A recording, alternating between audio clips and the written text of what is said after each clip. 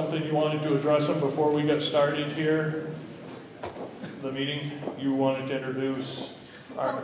Absolutely. Can we have a mic, please? Thank you. This is Tamara Kelly, who is taking minutes on behalf of our temporary presiding clerk, who is unable to be here today. Thank you. Okay, just a couple of quick instructions. All unregistered voters, please, you can speak. If I clear you, that's by unanimous consent. I will say to the audience, if no objections, I'll allow so-and-so to speak. Please address that you are an unregistered voter. I'm not going to make you all stand up. I'm just going to give you the instructions. On voice vote, please stay silent. On a standing vote, please stay seated. Other instructions, let's all just be very cordial. I know this is a very tense subject in some places, and let's try to remember that we're all friends. Please. Thank you. Given that, we're going to get started. Last meeting, we elected temporary officers and we adopted Robert's Rules of Order. So we're down to electing the following officers of the district from among the qualified voters of the district, which officers shall assume office upon election and serve for a term of 1 year or until their successors are elected and qualified. Who would you like to have serve you as moderator for a term of 1 year? Any nominations? I'll nominate the incumbent. What? Okay. I am the incumbent, Tim Magnet, has been nominated. Any other nominations?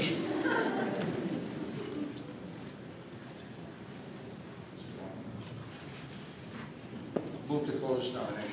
It has been moved to close nominations. I'll second it. Been seconded. All those in favor of Tim Magnet to be your moderator for 1 year, signify by saying aye. Aye. Those opposed? You guys appear to have it. You guys do have it, and I thank you for electing me for moderator. Who would you like to have serve you for clerk for the term of 1 year? Mr. Moderator, I nominate Erica Benoit. Erica Benoit has been nominated. Are there any other nominations for clerk?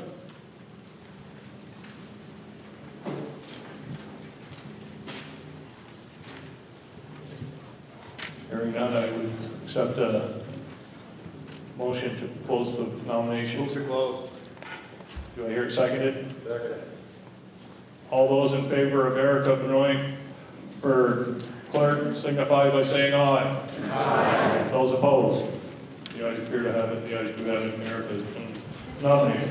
Yes, please. For the minutes, we're not able to see who's making the nomination. Okay, I will tell you that Ed Daniels made the nomination for moderator, and Don Collins made it for clerk. Yes, please stand and state your name so we can get this for the minutes, please.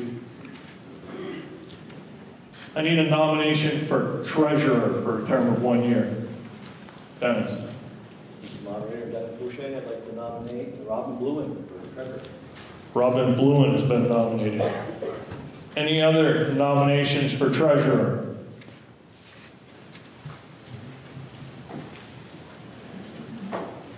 Hearing none, I would accept the motion to close nominations. So moved. Greg Gervais. Greg Garris moves it. Bob Berger seconded it. All those in favor of Robin Bluen for treasurer signify by saying aye. Aye. Those opposed? The ayes appear to have it. The ayes do have it. And Robin Bluen has been nominated as got the position of treasurer for 1 year. Hearing no objections, I'd like to switch Articles 4 and 5. I'd like to do 5 before 4. If I hear no objections, we will go on with Article 5. Hearing none, we're going on with Article 5. To determine whether to vote on the district's budget and all other public questions by Australian ballot. Do I hear a motion? for this article? Stand, please. Mr. Thompson, I make the motion that we move on to the Australian ballot. Move to do it by Australian ballot. I'll second the motion. John Hubbard. John Hubbard seconds it. Any discussion?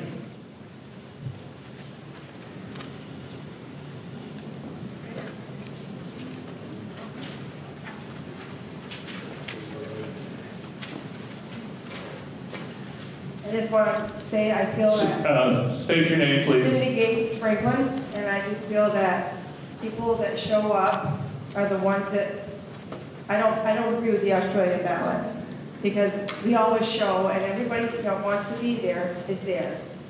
And that's my own opinion, that's how I feel.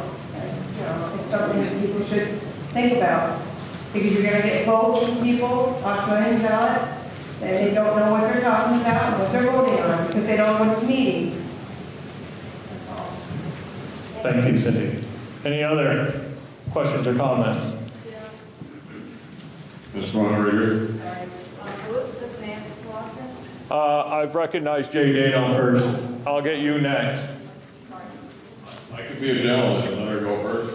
It's up to you, Jay. If you want to turn it over to her, I'll hit you next. That's fine with me. I'll wait with her. Okay. We'll get you a mic. I can talk really loud.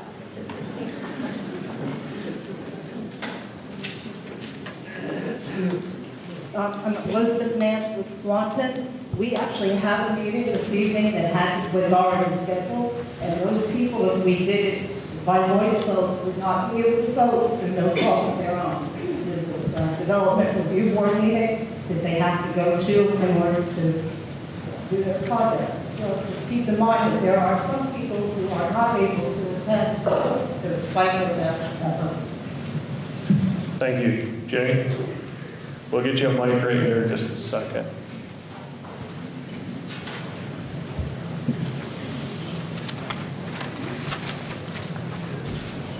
Mr. Moderator, Jason Hall, Franklin. I perfectly understand the merits of Australian ballot. Don't get me wrong. I completely understand the reasons for doing it. I was here when the vote for Siskiyou was taken to go to Australian ballot. And it was a little different circumstance back then when we were voting essentially just one budget. There's a big difference this time around with Australian ballot because we're not only voting for one budget, we're voting for 5 budgets. The 4 schools and supervised union budget. Now, one of the promises that was made by Act 46 that we're going to finally get a chance to vote on the superintendent's budget, but that's not quite the way it'll work under Australian ballot because you either vote yes or no on the total budget, pre-K through 12, one budget completed. So, if somebody, for example, has an issue with spending, for example, we'll take on the central office budget, and they vote no, if the issue is serious enough that could cause all of the budgets in the district to be defeated because of that one discrepancy in the budget of the superintendent's office. So, in a sense, unlike what the Act 46 says, we end up getting the opportunity to vote on the superintendent budget. We don't because our local schools' budgets can be held hostage pending resolution, whatever financial conflict that might occur.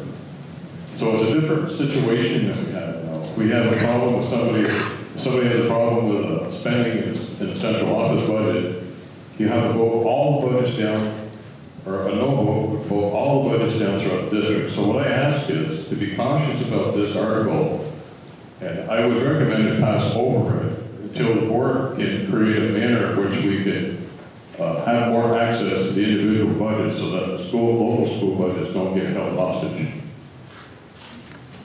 Thank you, Jay. Any more questions or comments? Going right here. I'm recognizing this fellow, and I'll get you next.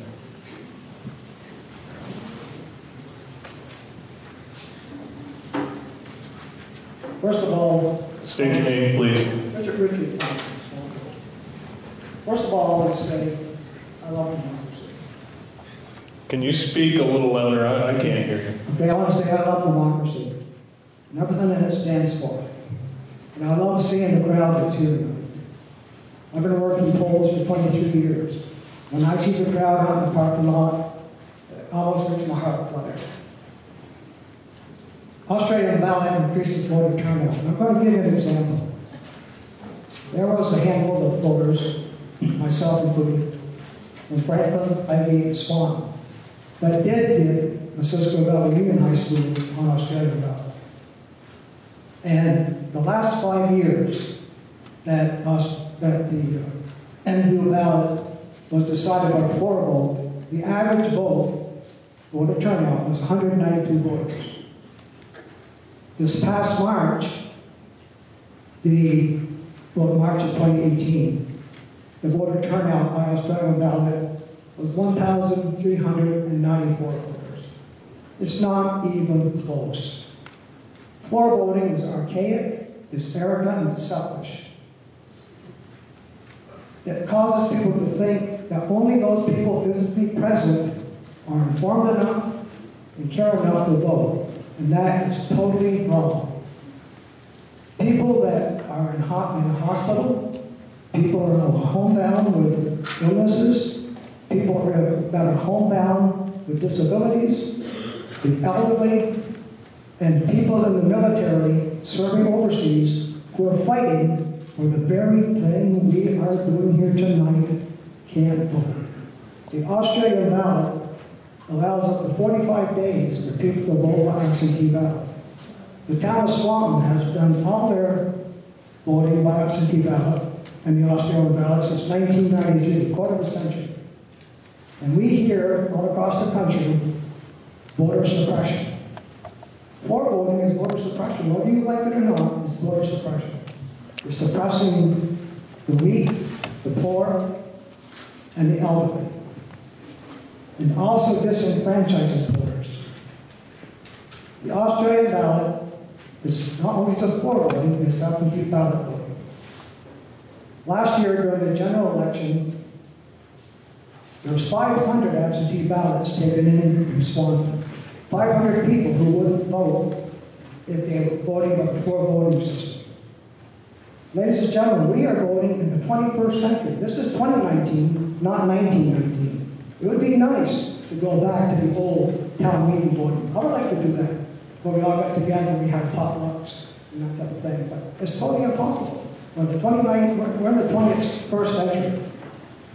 And if we vote tonight to go backwards 25 years, if we vote to go back to the 20th century, and if we vote tonight to suppress the vote in Franklin County, Vermont, and if we vote to disenfranchise hundreds of our citizens here in Franklin County, to disenfranchise the sick, the poor, the elderly, and most of all, the people that are serving overseas in the military, we vote to disenfranchise those people that are fighting for the very thing that we're here tonight to do. I got one thing to say: shame on us.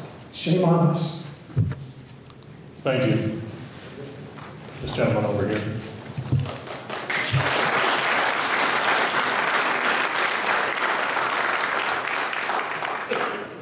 Thank you, sir. My name is Jason Guyette. I'm one of the military people that this gentleman just spoke of right now. In 2015, 2016, we were notified with less than 20 days notice that we were going to deploy. We ended up being gone through the period of time that we currently sit in right now. If we were in that process, I would be unable to vote. I have 3 children in the school district. I care very much about them. I am a softball coach. I volunteer for the fire department, and I work very hard to try to make this community a better place. To deny me and some of our other fellows here that you deploy, or our spouses, because they're currently taxiing our children around to various sporting events that they have going on, I feel is just vastly inappropriate. I want to thank everybody for coming here tonight, but I do feel that there are a lot of people that currently cannot be here. My wife is one of them. I do know a couple others that are in the process of doing the same thing.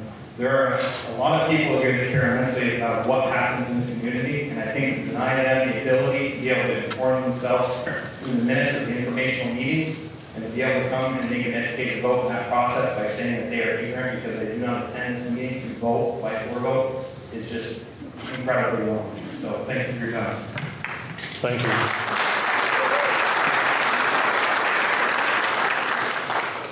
Any other questions or comments? Up there in the center.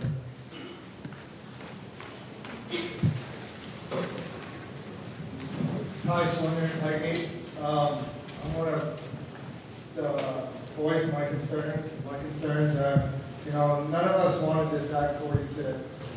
It's the Agency of Education taking our say away. We vote for Australian ballot. We're giving the rest of our say away. You have to vote everything down, like Jay said, if you have a concern with one thing. I was here, I worked here when they went to Australian ballot, when the budget did. I watched what happened. I didn't like it. I was only in my early 20s seeing that happen. I agree that it's bad that, there's people here that, people that cannot make it, but there's a lot of people that choose not to make it. And just can't give away my last cent. That's what I'm thinking. Thank you. Any other questions or comments? Right down here. My name is Connie Mueller. I'm a resident of Highgate. For me, and I'm a retired social studies student. So the rights of people, protecting the rights of people are very, very important. And having the right to vote is very, very important. What I haven't heard say is, along with the right to vote comes the responsibility of knowing what you're voting for. And so I'll elaborate on that a little more. In Highgate, people come in and there are some things that they assume a meaning for, which is not the right thing at all. And in Highgate, we have the opportunity to fix that and change it. If we, and I like you know what? You can't, in a $40 million budget or whatever it's going to be, you vote for the whole budget or none of it. Now, I remember several years ago when there was a big concern because of adding a certain sport here at MDU. Think about this for a minute and think about how many people you heard say, I'm not going to vote for that sports budget. I'm not going to do that. And people were willing, and some did, as a matter of fact, many did. So they voted against the whole budget for their displeasure with that sports team. I think there is a way around this. I think the way around it is to, yes, get to an Australian ballot, but only after we find ways to have people more informed about what they're voting on. And I'll give you just another example. For those of you from Swanton, when we were voting on whether to merge or not, how many of you understood the language of that ballot? Well, from news reports, a lot of people I talked with, a lot of people didn't understand the meaning of it. So, if we have Australian and Highgate, we don't get a lot of people in information meetings. I think probably Franklin, if they do percentage of people in their population, have the best turnout. I don't know about Swanton. I do know when I went to the Act 46 meeting before that vote, there weren't a whole lot of people there. So, I like Jay's idea about tabling this, having an opportunity to show the voters or show us how we're going to do a better job of informing our voters and having them have an opportunity to ask questions. And then, if that's done, then I think we get to the point where people not only are having the right to vote, but they're having the right to make an educated vote. Thank you. Thank you, Connie. Any other questions or comments? David Conley from Swanton. I would just like to say that to assume somebody is ignorant and unable to make an educated vote on something simply because they cannot attend a meeting is incredibly insulting. For those who work full-time, they may not be able to get the day off. I am one of those people. I'm a school board member. I'd like to think that I'm informed, but I would be unable to attend. And I just don't understand how, in any situation, that would be acceptable. So, to that end, I ask that we continue the Australian ballot process for the new district. Thank you. Any other questions or comments? Do I see a hand up there? Mary Wood from Swanton. I just want to say that I've been a member of this community all my life. I worked in the Swanton schools for over 30 years. I've been on the Swanton School Board. And throughout all those years, I've experienced both the general public voting and the Australian ballot voting. And I think what we need to do as an audience, obviously all of us are very passionate about educating our children in this combined community. And that can only be done if we share that passion with other people in our communities. And I think that passion needs to start here. We need to take the responsibility of informing those people that aren't here the power of their vote.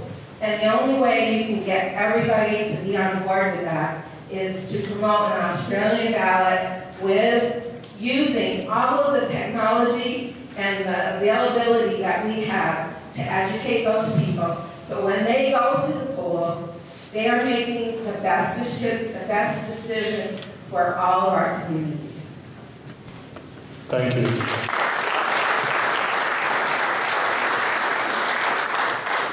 Any other questions or comments?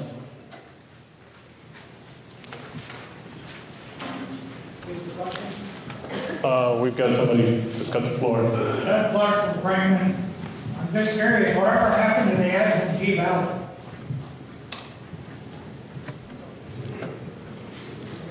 I don't know who you get to answer that question. You want to know what happened to the absentee ballot? What's wrong with the absentee ballot?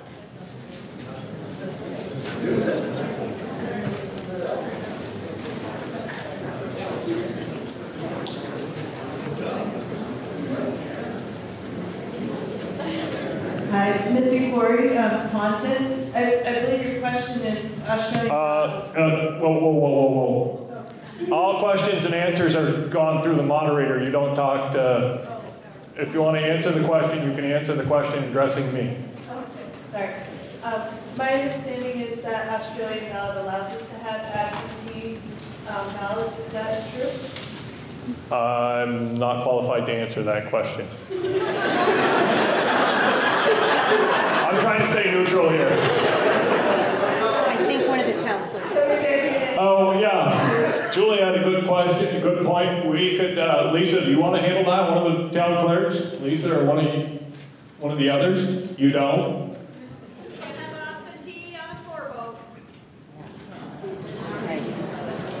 Our answer was you can't have absentee on a floor vote. Which was one of the reasons why I support Australian ballot. I work an hour from Swanton, and I travel about 20% of my time. I'm not in the military, but I can't always be here to vote, so I have had to exercise using absentee ballot, and I appreciate being able to have that. And I think that it's important that we allow our citizens to be able to vote.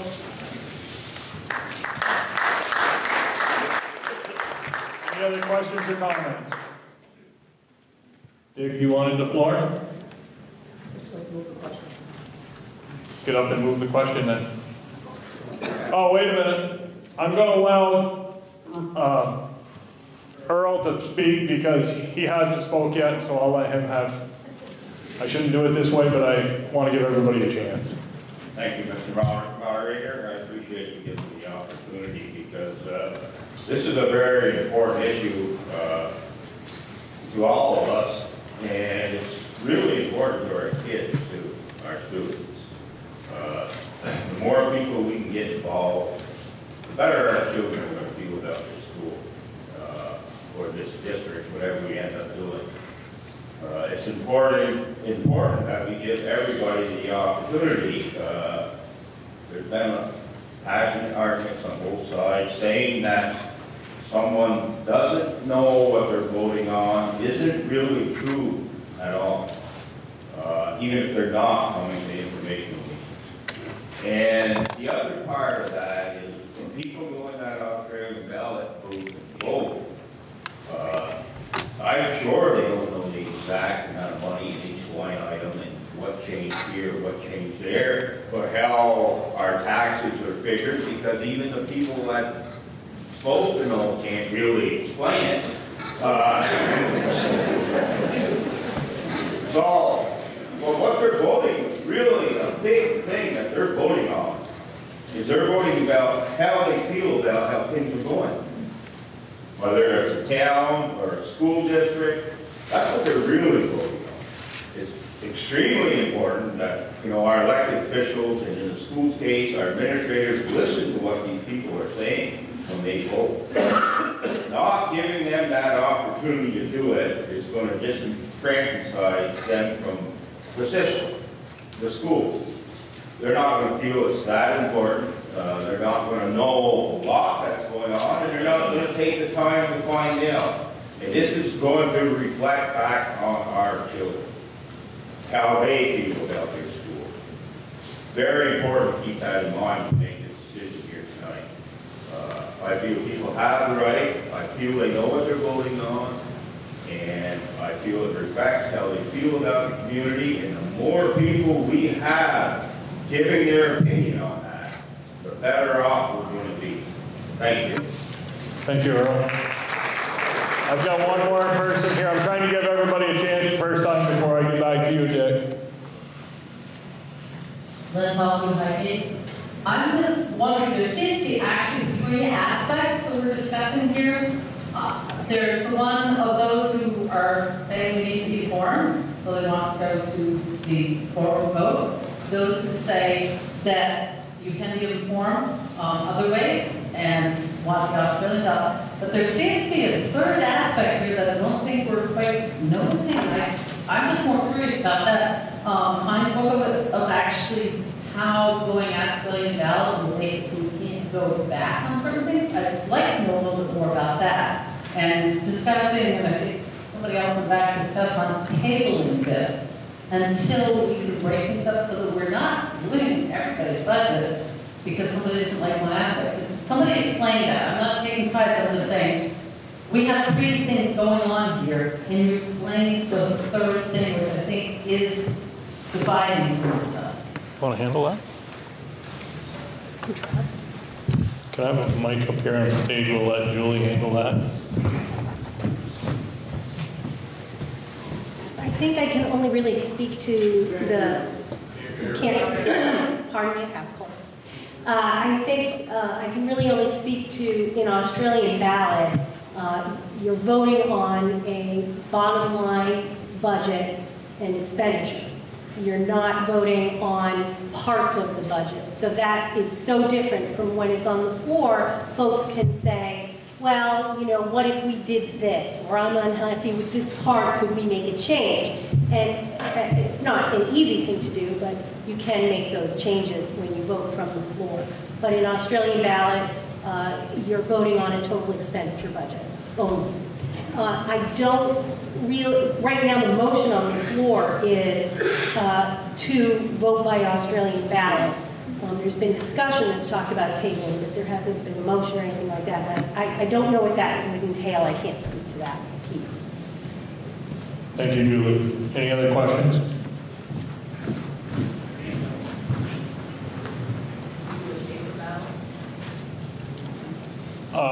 When it comes time, I will accept that motion. You wanted the floor? Yes.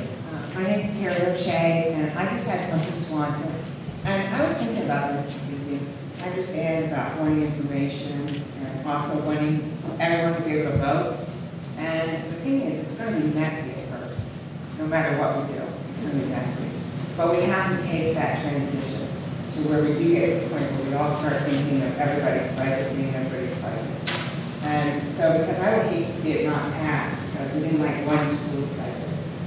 You know, I mean, I think that we need to work together as a total community when it comes to this. And it will be messy, the transition, but I think the Australian ballot is the way to go for the future. Thank you, Terry.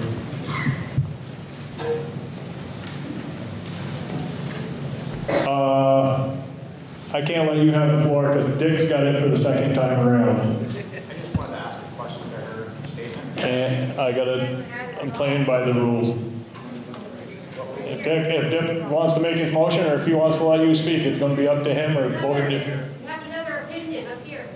Oh, we have one? Okay. Dick, I'm going to give you to it on the second time around. I want to give everybody a chance to speak first, please. So, Danny Miller with Swanton. Mr. Moderator, I'll put it to you. Can you ask the crowd that, is there any representatives here from Montpelier? I can ask that question. Is there any representatives from Montpelier? Please stand up if there is. I don't. Very disappointing. Brian Savage was at our informational meeting at our Swanton Village and Swanton Town informational meeting. And he made statements and comments that, you know, we're moving forward on everything that we're voting on here tonight. And it might get abolished in Montpelier, and you're going to have to start all over again, or you're going to have a total mess of trying to this unified thing if it doesn't go through in Montpelier. So, you know, I'm a little disappointed that our representatives from Montpelier could not be here tonight to say what's going on in Montpelier, because they're responsible for what we're doing here now. So that's all I have. Thank you.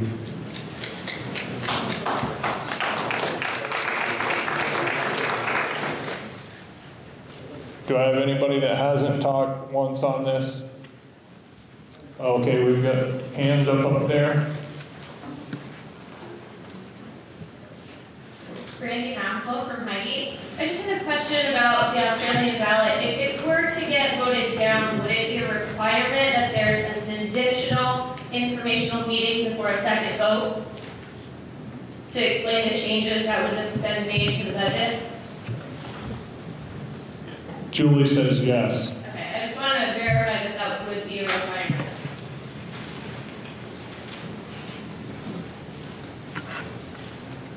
Bob.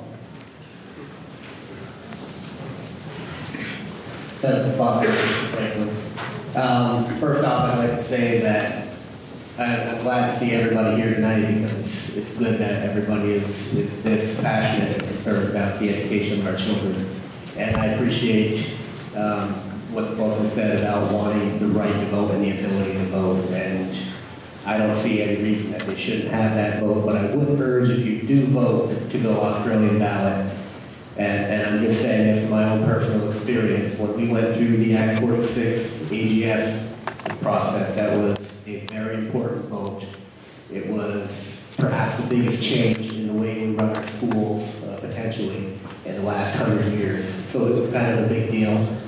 And we held informational meetings in all of the communities to inform the voters what exactly they were voting on. And in the communities that had floor vote on that, there was a decent turnout, and we had good discussion around what the article meant. And we had further discussion, I know in Franklin, I can't speak for the other communities, but in Franklin at the actual vote, we had continued discussion, and that discussion went on for a good amount of time. People did know exactly what we were voting on that item. When I came to Swanton, which you do your business by Australian ballot, there were 3 people from the community at that meeting. Again, it was a very important topic, and I know there are other ways to inform yourselves. So I would just urge you that if you do want to go Australian ballot and you want to make that available to everybody, I totally get that and I respect that completely. But please also take responsibility to find those other means to find out what you're voting on. Nobody is calling anyone ignorant. Nobody's saying that you're not informed. But I'm just urging you that on topics that are that complicated, and if there's a vote, please take responsibility to inform yourself, because it is very important that we get as many people to vote and that they make a meaningful vote, that they actually know what their vote means, because it's critical to our kids. Thank you. Thank you, Rob. Any others that haven't spoken want a chance? Over here. Kim, right up there.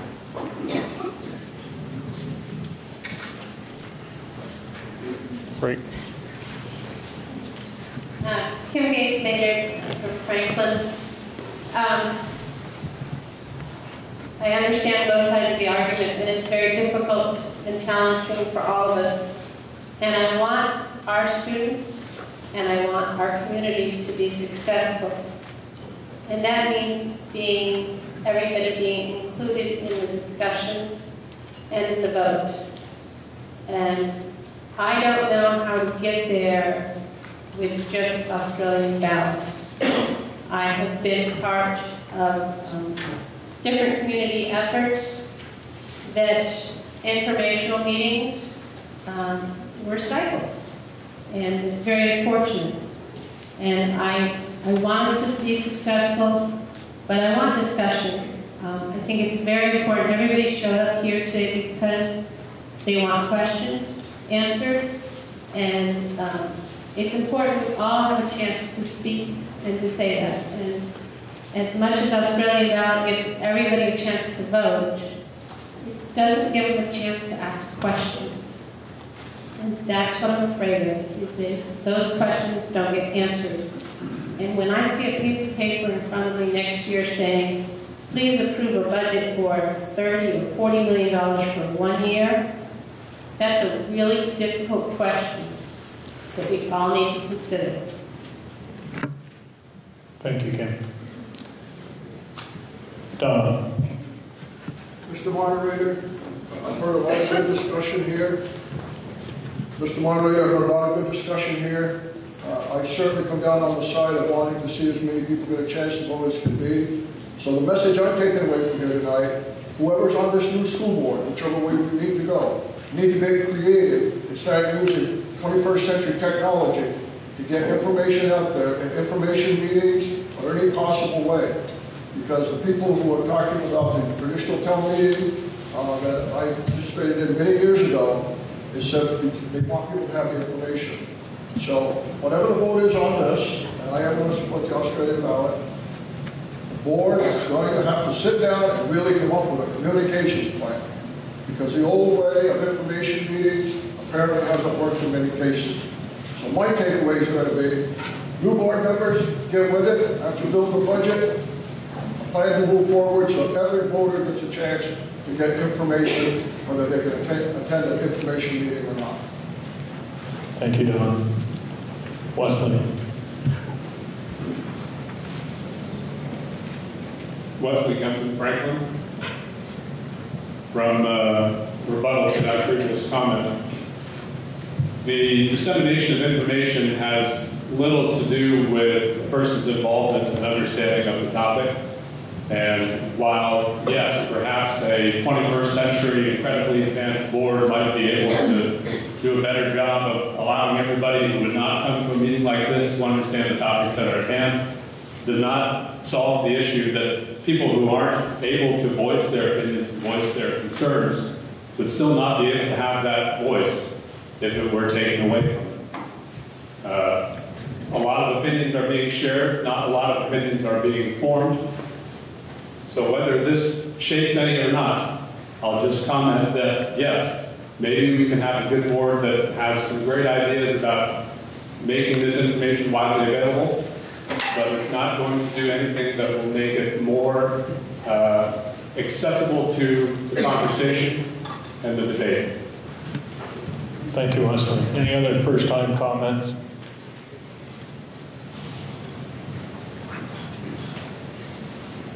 Yes, Ed Daniels. Almost sounds like a... I'm not making people state their name. I'm stating it for you, but please state your name before you make comments. Thank you. Sounds like we're going down memory lane here tonight. We've been answering the same question for 50 years. We had town meeting type, people came, the numbers dropped off. We went to the Australian ballot. We had the hearings the night or two before. A lot of people showed up. Then the numbers dropped off.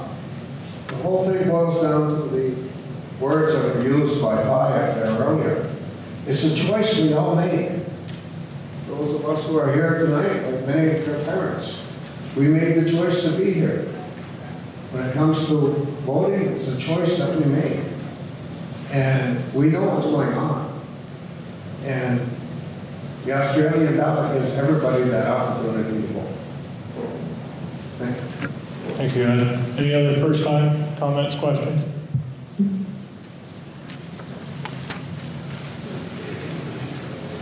There's a hand up there. Darcy Miller, Swanton. To voice what a lot of others are saying, it's great for all of us to have the opportunity to vote. As someone else said, I work for Burlington. I can't always get home on time to get to meetings to learn what's happening. It would be nice to be able to make that vote. As others also said, about 21st century information, getting it out on the internet, that's where everybody tends to look. That's in my generation.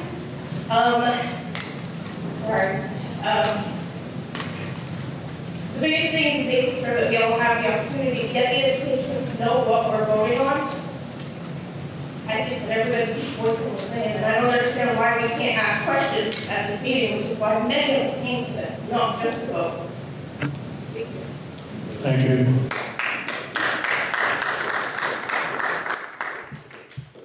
Any other first-time questions or comments? Toby, right down here. Somebody got a mic down here? I don't need a mic. Yeah, you do. I'm Toby from Swanton, and I will say that this is a great forum to debate. I mean, you can't match this. It's a great thing. I'd just like to remind everyone, though, the budget cycle should start for most school boards. Well, in an ideal situation, it's probably year-round. I know when I was chair, I always wanted to start it about a month before the superintendent always wanted to start, which was like October. So there's several opportunities for a forum like this before the ballot is finalized, or the articles and are warned. So I just wanted to put that out there. We can have these forums at board meetings in the future, and we don't have to be voting. I mean, if October, I'm imagining the new board's going to meet every 2 weeks, every 3 weeks. So October, November rolls around to start coming to the meetings. And public comment. Tell the board where you think we should add, where we should cut, what programs you like, what's working, what's not. I think coming to a meeting like this is too late, even if you're not doing the Australian ballot. You're making a decision that night or that day if it's a town meeting. So I would encourage us all to not rule out the possibility of a forum or a great debate over the months prior to a budget being presented in the Australian ballot. Thank you, Toby.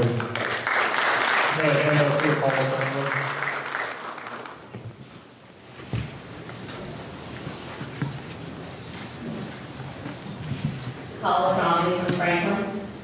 I agree with what Toby just said. My concern is the transparency of the budgets, and I truly believe that's where we're all going to have a problem. Our school board works so hard for us, and we all know they keep those budgets within our ranges of taxes. It's the state that's going to take the brunt of this, and I'm afraid, like Jay said, that supervisory union office is going to be the cry and everybody saying, no, I'm done with you. You didn't listen to us before, and we're not going to listen to you now. And I hate to see the budgets defeated because of that one area. Because we trust our boards. We trust in what they do. We elected them. So that's all I'm just going to say. I just hate to see our budgets go down because of that. Thank you, Paula. Any other? Right over here.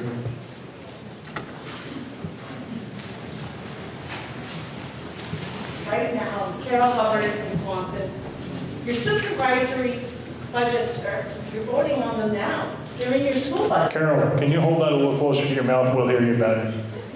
The supervisory budgets are in your school budgets now. You're voting on them now. It's not going to be any different. It's part of each school's budget.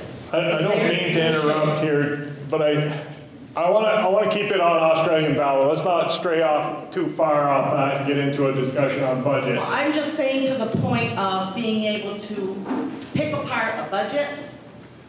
Yes. You can. It's part of the budget now. It will be no different. Okay. Yeah. Then, okay. Yeah. I don't want to get caught on a rant off from this. I get what you say, Carol, and I'm not trying to shut you down. We're trying to stay on topic. And yes, I agree. You rebutted, and I just didn't want to go too far with those kinds of issues. Yes, Yvonne. Thank you, Mr. Moderator. Yvonne Danduran. I know it's a passionate subject and whatnot, but I would like to make a motion to call the question. Second. I guess it's been called and seconded. All those in favor of stopping debate, that's what this is about. If we vote yes to stopping debate, that means we're going to vote. All this is to just stop discussion. All those in favor of stopping discussion signify by saying aye. Aye. Those opposed? No. The ayes appear to have it. The ayes do have it when we are going on to vote. Now, I heard somebody say they wanted a paper ballot. Did that person want to stand up and ask for a paper ballot? Okay. If there's 7, stay up, stay standing. If there are 7 other people in this auditorium that will stand up and say they want to see a paper ballot, we'll go vote on paper ballot. We're voting paper ballot. So let's get our ballots out and be ready to vote. Oh, good idea. A vote of yes means Australian ballot. A vote of no means we don't vote Australian ballot. Doesn't mean that we're going to go town meeting style. Is that correct? It would be probably here in the beginning. Okay, a vote of no, from what I understand, it doesn't really say that, but a vote of no means it'll be another forum like this in the future. A vote of yes means Australian ballot. A vote of no means it'll be a forum similar to this to vote on everything, basically what they're calling town meeting style. So a vote of no means town meeting style. A vote of yes means Australian ballot. Is everybody clear?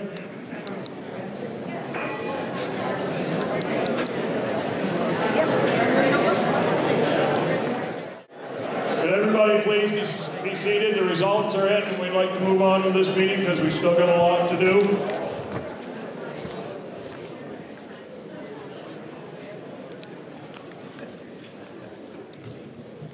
Okay, 195 votes were cast, 175 yes, 78 no. We're going to vote Australian ballot.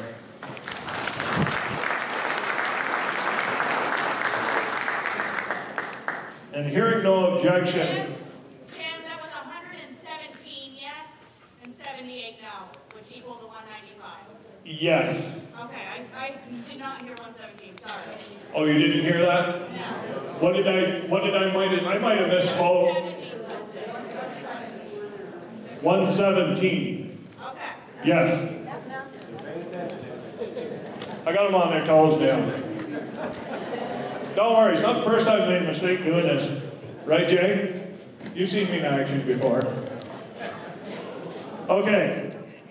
My problem is I get ahead of myself, and that's where I'm headed right now. Hearing no objection, we skipped Article 4 to go to 5. Now I want to skip Article 4 again to go to Article 6, because Article 6 is also an Australian ballot item to determine whether to elect, hearing no objection, may I move on? I don't, Todd? Yeah, I would like to hear your reasoning before.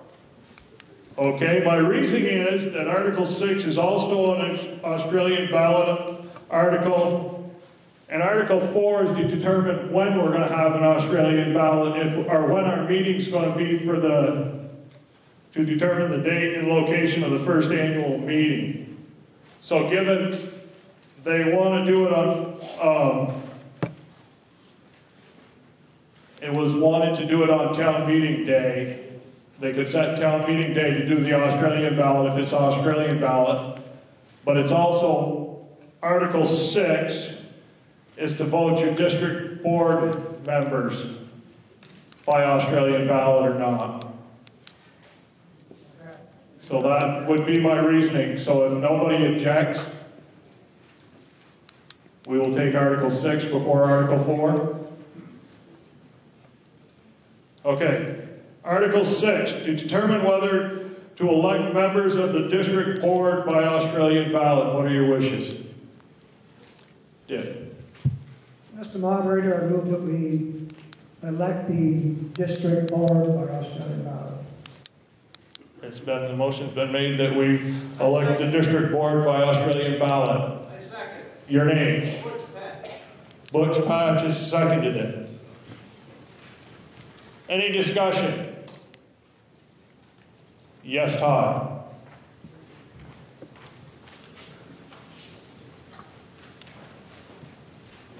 Nice one, with the yes vote, does this mean that all three towns vote on members from all three towns? Or you only vote on members from your town? Julie says that we vote on all three towns' members. You don't vote on your individual town's members. You basically vote a board, correct? Is that the easy way to say it? You vote a board, town doesn't matter. It doesn't matter who you're voting for, though, correct? Yeah, Julie, why don't you clarify this, because I think I'm muddying the waters already.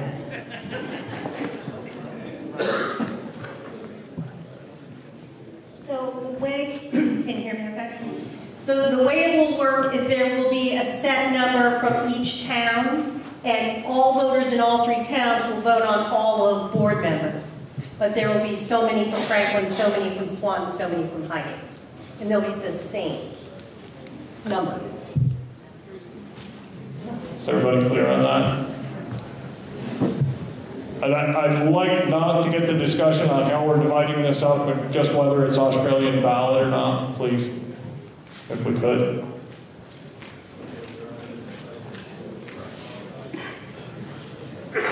Hearing no discussion, are we ready to vote? All those in favor of Australian ballot signify by saying aye. Aye. All those opposed? No.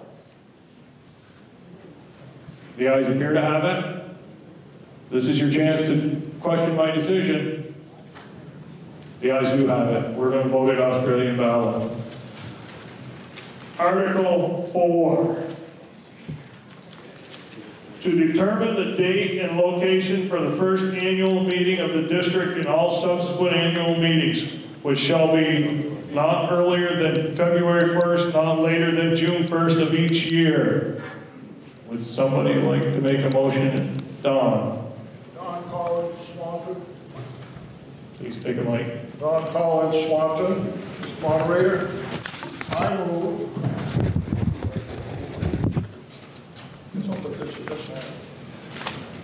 I had some notes which we were going to go. There were about 3 options. I move that we hold our first and all subsequent school district meetings on Vermont's annual town meeting day, with the electorate casting their ballots at the polling place in their town. The meeting I'll leave it at that. You'll leave it at that. Okay, the motion is, Don, you better stay up here and help me with this. The motion has been made to hold it on Vermont's annual town meeting day in the electorate's town of residence, correct? enter town residents at the usual polling place. At the usual polling place. Do I hear that seconded? Greg Garrett? Greg Gervais, Swanton. I'll second it. Greg seconds it. Yes, Kim. Mr. Moderator, point of clarification, that would be that we don't vote on anything until next March. Because the motion is for the first meeting, and town meeting day, the next town meeting is 2020.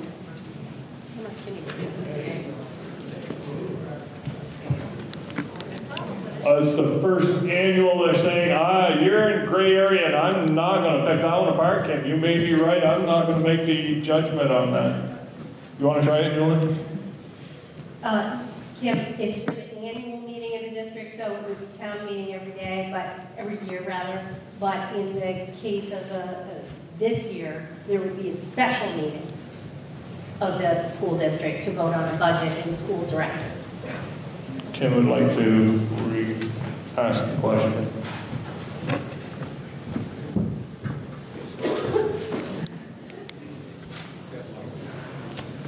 I'll get to you in a minute. She still retains the floor. Mr. Moderator, point of clarification, I think the motion should be a date for this year with the subsequent ones on town meeting day. It's your call. Any idea when that vote's going to be? Mr. Moderator, I would accept a friendly amendment. In fact, if that's determined, I will certainly make one, and we will give a date for the annual meeting for this year. But I believe our guidance and the legal services of Agency of Education. Did everybody hear that? But I was talking to the moderator. Yeah, you can still talk to me, Don, on that one. I'll accept it. To the moderator, that's where the direction goes. I would accept a friendly amendment for the annual meeting of this year of the school district. If someone was so inclined that they prefer to make that, if they don't want to make that, then I can ask the superintendent for the date that's been discussed and put that in my amended motion. June 4th would be the date for the earliest we could hold a budget meeting, which would be,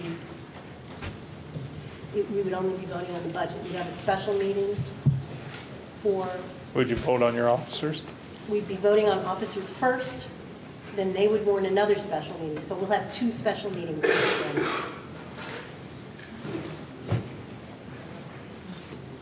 Get Julie a mic here. I don't want to try this. Can we? Yeah, well, there's another mic around here. So the annual meeting is the regular schedule, just like when we have regular scheduled board meetings, always on the second Tuesday of the month at 7 o'clock. The annual meeting, we've already passed town meeting. This spring, we will have 2 special meetings of the new district. The first would be to vote on the initial elected board of the school district. That would likely be April 30th. The next day, they would warn a meeting, a special meeting, election for the budget. And that would be June 4th. So there will be 2 special meetings of the district this spring, and then next year would be annual meeting at town meeting should this vote proceed. Do you want to put that in your friendly amendment? I do. And hopefully everybody got what you said. What I understood is for this first year, we will use an Australian ballot on April 30th to elect the school directors for this newly formed district. And then, if all goes right, June 4th would be the earliest that we could vote on the budget. So I put June 4th, 2019 as the district budget vote. So basically what I've done is amended it to have 2 votes. April 30 on election of officers, June 4th budget. Greg, are you good with that? As a second. And Greg is okay with that on I his accept second? that from the amendment. Toby? Oh, wait a minute, Toby, I gotta take that from you. I had this gentleman next, and I apologize. I forgot and I apologize. So, Just a minute, we'll get you a mic.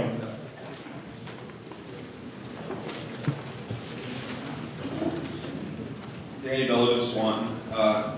Mr. Collins' motion an amendment from the gentleman next to him, I believe. The concern that I have is that the original motion was for town meeting day for these annual meetings. That is correct. I think that would be very difficult to have a unified school board meeting on town meeting day when the article is already printed and that's the day that you're voting. You're voting, correct me if I'm wrong here, but the way I understand this, you're voting the Australian ballot on town meeting day. You're not, the informational meetings, if I'm correct, Julie, would be prior to that. There would be informational meetings prior to town meeting day. You vote on it on town meeting day. Understand, but the motion was that the annual meeting would be on town meeting day. That's what the motion was, correct? Okay, so you are correct. Okay, so you're having a meeting on the day that you're actually voting because the ballots are already printed probably a couple weeks prior. So I would think that the meeting that Mr. Collins would want to have, or all of us would want to have, prior to the print, and then you'd have your the first Tuesday in March is also town meeting day. Who wrote this? An election is still called an annual meeting. Dan, from what I understand, this was written up by a lawyer, correct? This was written by a lawyer. This was legal counsel. The agency had the legal counsel. I understand this. This is not me talking. This is the information I'm being told. And the annual meetings means to vote. It doesn't mean that it's an actual informational meeting and such. They consider the vote the meeting. So therefore, the motion that Mr. Collins made, and nothing personal against Mr. Collins, is misleading to everybody in this room that the annual meeting that people get together and discuss the budgets has already been approved and on the ballot to be voted on at the meeting, which is town meeting day. Do you want to try this? Julie would like to try to explain this. I don't want to try to get into this. By explain, I mean I'm going to do my best. So in a system with Australian ballot, the board adopts a budget just like it does for a town meeting style, end of January, and then you print up the information and share to the community. And there's an informational meeting that happens, I believe it has to be about 10 days before the vote. So you'd have an informational meeting. You're right, the ballots would be printed. It takes a while to go to print. But the informational meeting would be perhaps the week before town meeting. And then usually 7 a.m. to 7 p.m. People can vote by Australian ballot, even while they hold their town meetings in towns that do that. I don't know if that clarifies the question. Not really. But that's how it works in an Australian ballot system. I understand that the way what you're explaining, but people want to be involved in the budget process, just like Kobe said. Yeah. So the annual meetings be involved in budgets before they go to print. It should not be stated that it's on town meeting day.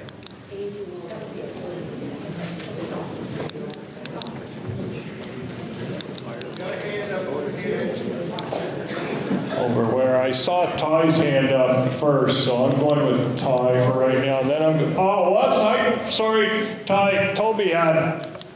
Toby from Swanton, thank you, Mr. Moderator. Mr. Moderator. Please stand. State your name, Toby. Toby from Swanton, thank you, Mr. Moderator. Toby. My question is. Toby, your name. Oh, I did. Toby from Swanton. Toby. Call for quiet. Thank you. I thought you had a last name. Sorry, I heard in Don's friendly amendment, you mentioned 2 dates, subsequent dates for meetings, and I just don't think that this meeting or this body has the authority to set those dates. I think that's the interim board, the election. So I would caution us from either venturing into that or mentioning those other dates. The date for the election of the board members and the budget. I think, I understand what you were doing, and I understand Superintendent's concern, because we're on a short timeline, but I don't think it should be in our motion. Because I don't think we have any authority over that. I think all that authority is given to the interim board to set those dates on those votes.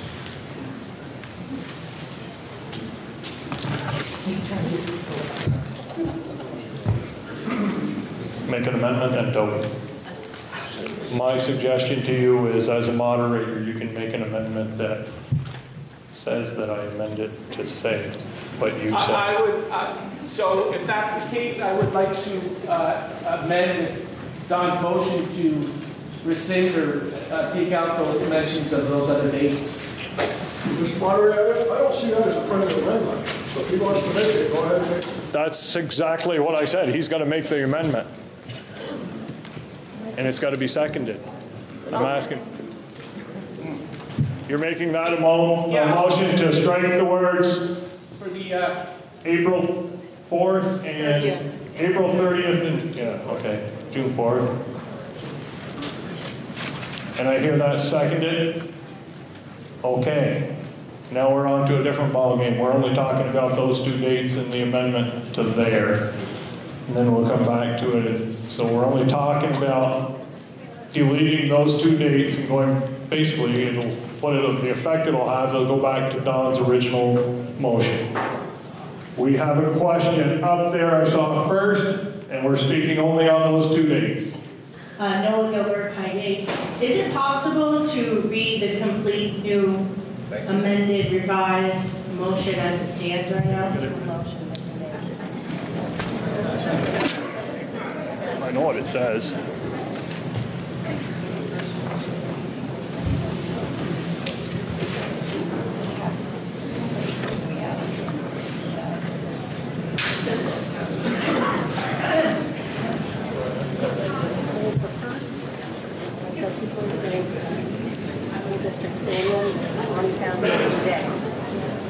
At the location of the electrics.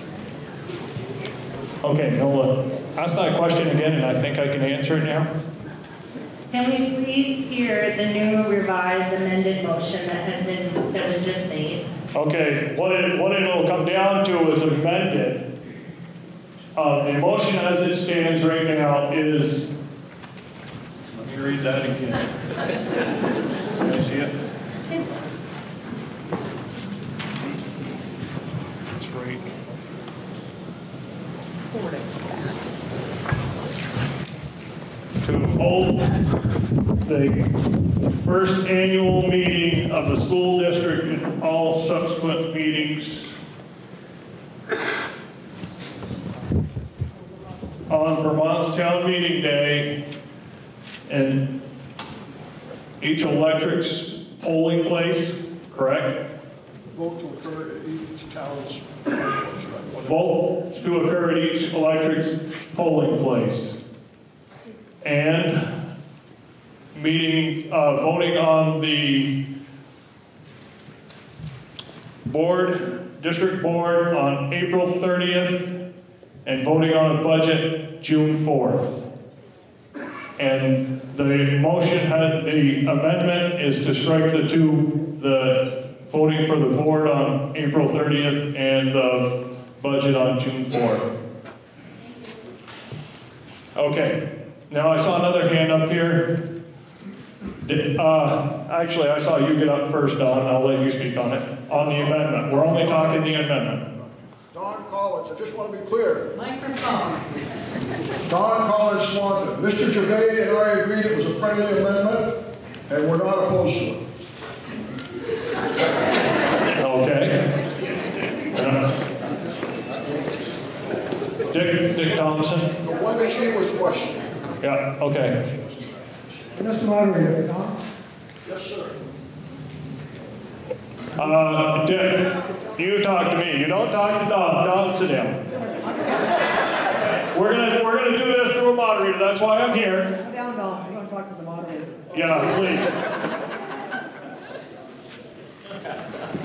Actually, this district places the MU model other than the dates. It's quite simple. The we're going to forget about the dates, but every year thereafter, it's very simple. You have an information meeting. Then, on town meeting day, Franklin, Swanton, and Highgate each have their school ballots. They'll vote in their respective towns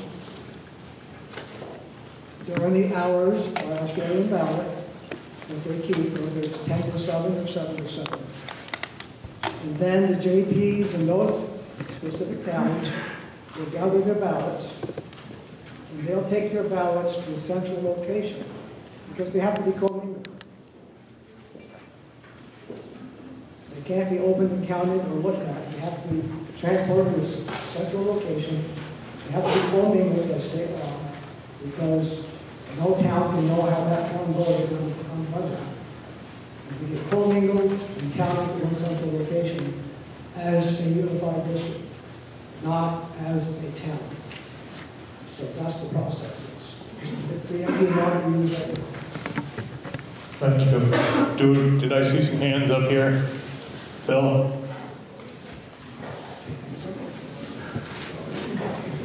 Bill Chart Franklin. As for the amendment, you're worried about the date, just make it tentative. If they come up with a better date or it has to be moved, simple, just add the word tentative to the amendment. That would require another amendment, Phil. I'd like to amend the amendment, they move the word tentative. Do I hear a second? Second. It's seconded. Okay, rules change again. Now we're gonna, wait a minute, let me explain a few things. Like, are you questioning that I can't, you can amend an amendment? Mr. Moderator, you can amend an amendment, but how can we have a tentative, undetermined date? Good question. You're going nowhere, you're right.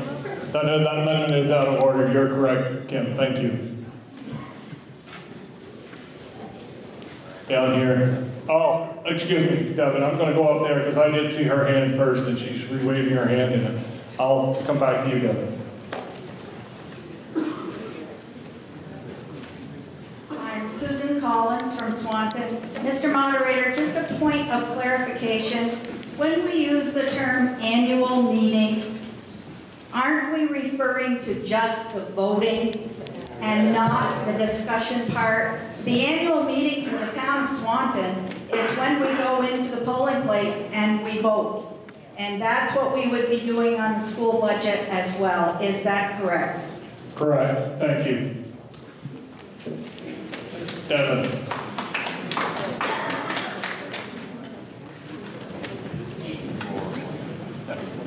Devin Batchelder, Franklin.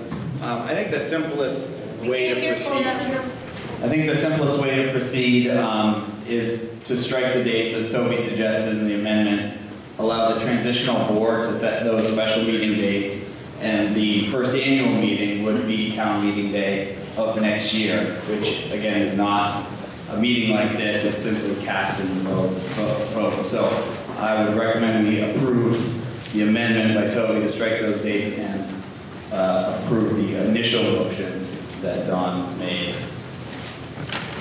Thank you. All right. My understanding was that interim board was supposed to be appointed to do exactly that. And I may be wrong, but that's my question. Is that the case? Yes, the interim board will set the date and warn the election of the initial board members. Then the initial elected board will meet and set the warning for the special election on the budget. Did everybody get that? Everybody heard that? So if that is the case, should we be appointing an interim board and let them do this?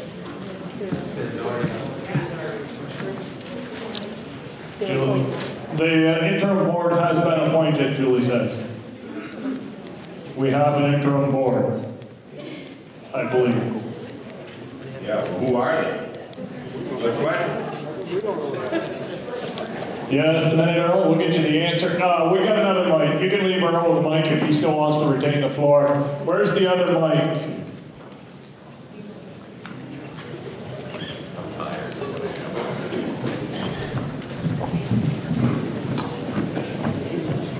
We're making it really run today, aren't we? Yeah. Hey, intro, can you hear me? Right.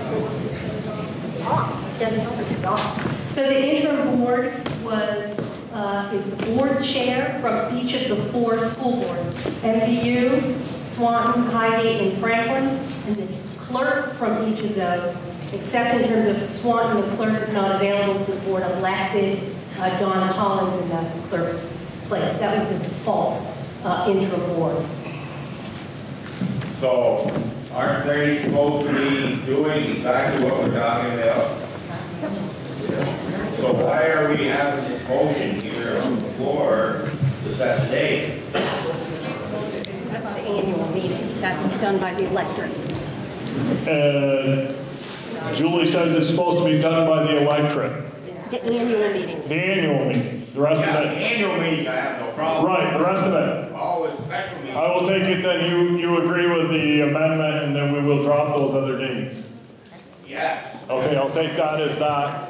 And Yeah, and I think we should be voting on it. and we will be voting on it. Just a minute.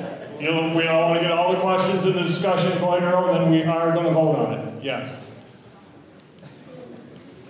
Don, I want to wait a minute because you have talked. I want to make sure everybody that's talked. I want to give everybody round 1 before we go too many round 2s, please. I'm still going to let you talk. Jay, you're the one that hasn't talked. Ty has.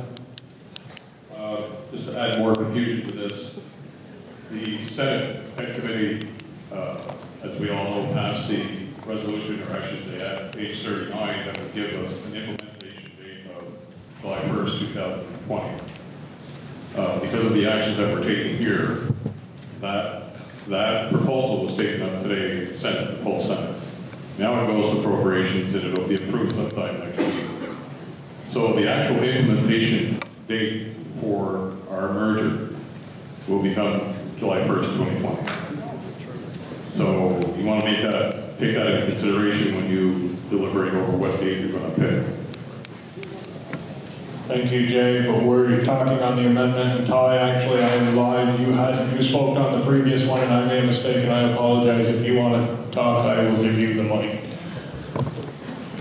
Thank you, Mr. Moderator. I would call to go on the amendment. You want to call the question? Do I hear a second? Okay. All we're voting on is deleting the dates of April 30th and June 4th. No, point of order. You're only talking about closing discussion, not voting on the calling question. Yeah. It's already been voted on. It's already been seconded. All those in favor of, oh, you're right. You're right. I apologize. Absolutely. All those in favor of closing the question signify by saying aye. Aye. Those opposed? The ayes appear to have it. The ayes do have it. Okay, now, like I said, Toby's amendment of deleting the dates of April 30th and June 4th. All those in favor of striking those from the amendment signify by saying aye. Aye. Those opposed? Nay. The ayes appear to have it. The ayes do have it, and you have the article now reads, Don, to set the date for the first annual meeting to be the Vermont's annual town meeting to vote at your polling, the electorate's polling place in each town. Any more discussion on that? We're back to discussion on that. Over here we have a gentleman with his hand up.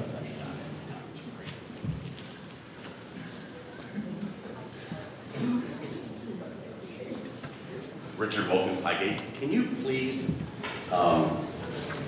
clarify what the motion is? Because I've lost you all the way through this, the amendments and not the amendments. And The motion is to have the annual town meeting, annual meeting of the Unified School District to be Vermont's annual town meeting day. Perfect, thank you. Okay. Yes, Ty. I would ask Mr. Collins to amend it, I guess, to be the second Tuesday in March. We talked a lot when we discussed Australian ballot about having informed voters. I know in my town, most voters you get in one place at one time is that town meeting day. I think that's a great time to have the informational meetings, and it would be for the second Tuesday in March. I would call yours out of order only in the point that you asked Don Collins to make that amendment. If you want an amendment made, I'd ask that you make it yourself. Okay. I make the motion to amend the original article to read that it will be held, the annual Unified School District meeting will be held the second Tuesday in March. You're basically striking the annual town meeting to be the second Tuesday in March. Correct. Okay. I'll second. Who seconded? Dave Roddy. Okay, thank you, Dave. Okay, it's been moved and seconded. Instructions again, we're only talking about the amendment, moving the date to the second Tuesday of March. She's headed towards Kim. Kim Gates Mayor from Franklin. Mr. Moderator, with the amendment to have it the second Tuesday,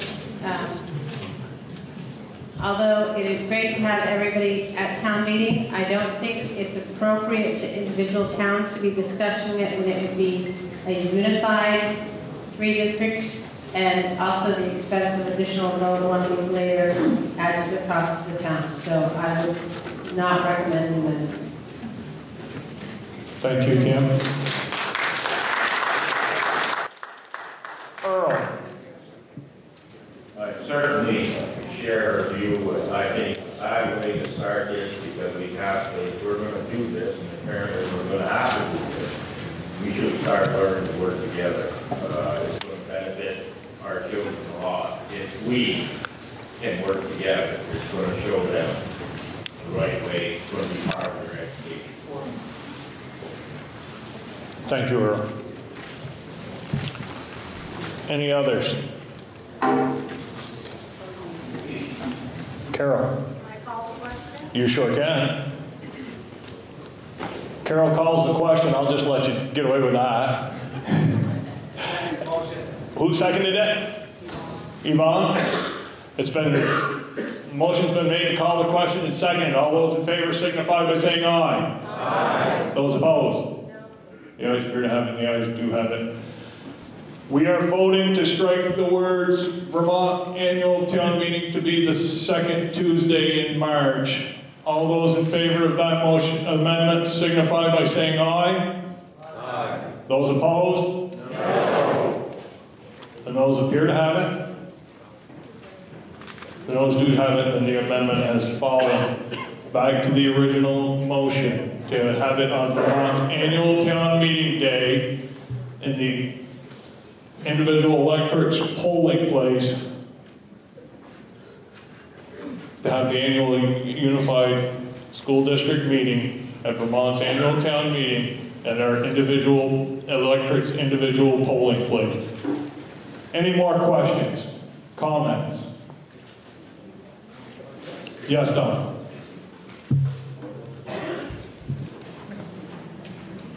Thank you, Mr. Moderator. Don Collins, Swanton. Many, many, many years ago, my grandfather said, no good deed goes unpunished. So I want to thank everybody who helped me make a motion, a better motion, especially for Earl Fournier. Thank you, Earl. All I was trying to do, my original motion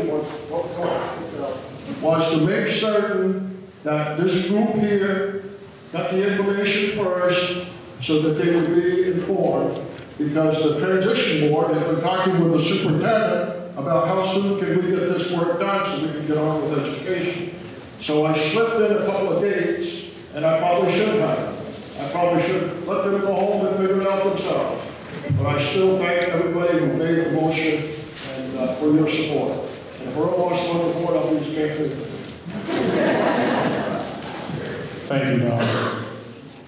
Any other questions or comments? We have one here. Richard Wilkerson, 580. So the annual meeting is not a meeting, it's a vote.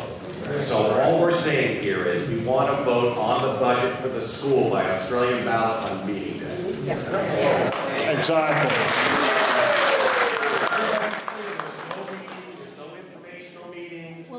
Well, that's not saying that.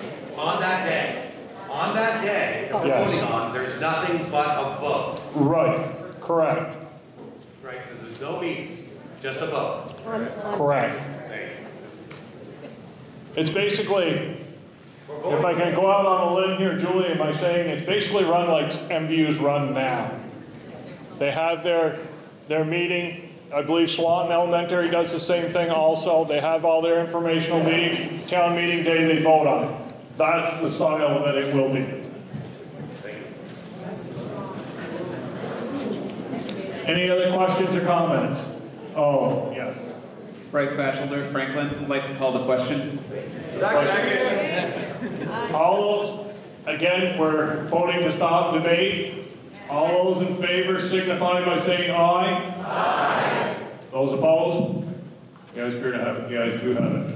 Okay. To vote, to set the date, the first annual meeting and every meeting after that to be Vermont's annual town meeting day at the Electrics polling place for the Unified School District. All those in favor signify by saying aye. Aye. Those opposed? The ayes appear to have it. The ayes do have it, and we voted town meeting day to vote. To determine article. Mr. Moderator, point of order. Yes. Finish Article 6. There is 2 parts to that article. Forgot the second line, Tim.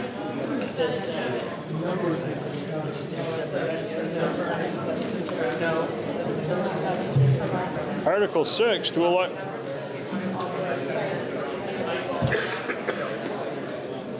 What did I forget? Article 6 is to elect.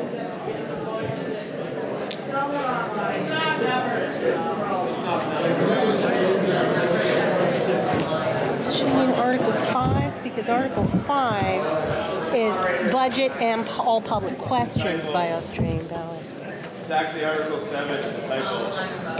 Second line is Article 7. At the end of Article 6. Now there's a typo on this warning that we printed out. Yeah, and I don't have that one. Okay. She means right here. Okay, my copy's different than yours, and I see the problem. It's not the official warning, it's just so people know. That's just what we printed for today. That, okay. The clarification I am told that this, the one you have is not the official warning. The one I have does, and the reason I forgot it because I don't have it in the official warning. I don't have, you're talking to determine approved compensation, if any, to be paid to officers of the district. Correct. Okay, that's Article 7 on mine. And actually, looking at this one, it goes from Article 6 to Article 8, so 7's in between, it just didn't get printed. And that's where I'm headed right now. I apologize for the confusion, I did not see that. So Article 7, to determine and approve compensation, if any, to be paid to officers of the district. Laura. Mr. Moderator, I move that compensation for the moderator be set to $500, the compensation for the treasurer be set at $3,000, and the compensation for the clerk be set at $1,000. Okay, the motion has been made. Do I hear it seconded? Okay, we've got it. Richard seconds it. The motion has been made to pay the moderator $500, the clerk $1,000, and $3,000 for the treasurer. Correct? Is that correct, Laura? Any discussion?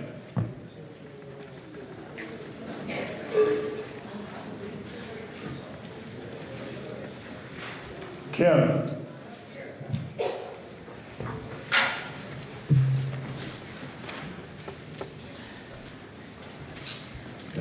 Mr. Moderator, are these three amounts currently being paid under the MVU history? Can I have a mic up here for Julie, please? Because I definitely don't know the answer to that question.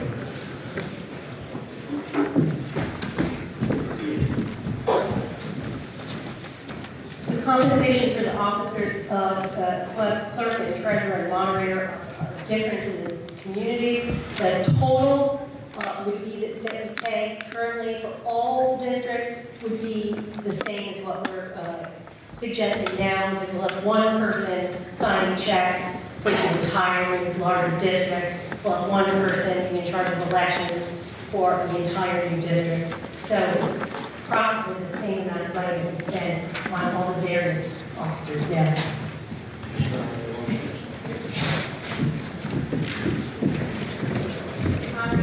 Yes. What we pay from the MVU budget for those three officers? Here. Just a minute. Kim, get up and talk to the mic so everybody can hear your question. The clarification was, as an MVU supervisory union, what do we pay those three positions? We only pay the treasurer $500 and the clerk $500. The clerk gets $500 and the treasurer gets $500 for MVU. Any other questions? Yes. Nancy Magna, Franklin. My question is, I would like an explanation of what each one of these, the clerk, the moderator, and the treasurer, what their responsibilities are. I can answer the moderator, run the meeting. The clerk and the treasurer, would you like to try those, Julie? Yep.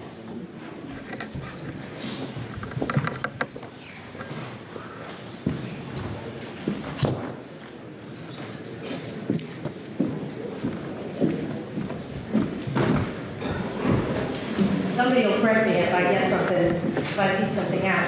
The clerk is responsible for the elections of the district and ensuring that minutes are taken. I usually have a minute taker, but it's their responsibility. The treasurer is responsible for signing all the checks that are approved by the school board at the direction. Laura, am I missing anything that you can think of? Did I have some other hands up? Right up there.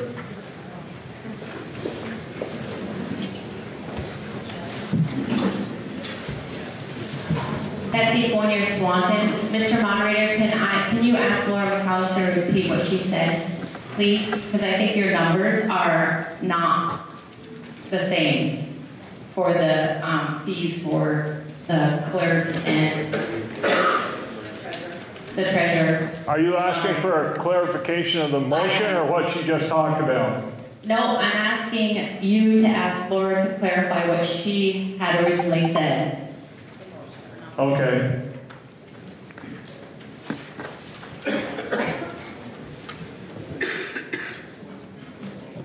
The compensation for the moderator to be set at $500, the compensation for the treasurer to be set at $3,000, and the compensation for the clerk to be set at $1,000. And Julie did ask me if there was anything that was omitted from her explanation, and the clerk actually is the person who also signs off on many other financial documents, so tax anticipation notes, borrowings, lease documents, basically all financial documents after the board approves them will be signed by the clerk. Thank you, Laura. Any other questions? Yes. Peter Magnan from Franklin. No offense, Mr. Moderator, but I would like to amend the question to, we just voted to go Australian ballot, so no offense, we don't really need a moderator at that point. So I would like to amend to zero compensation for moderators. Do I hear that seconded?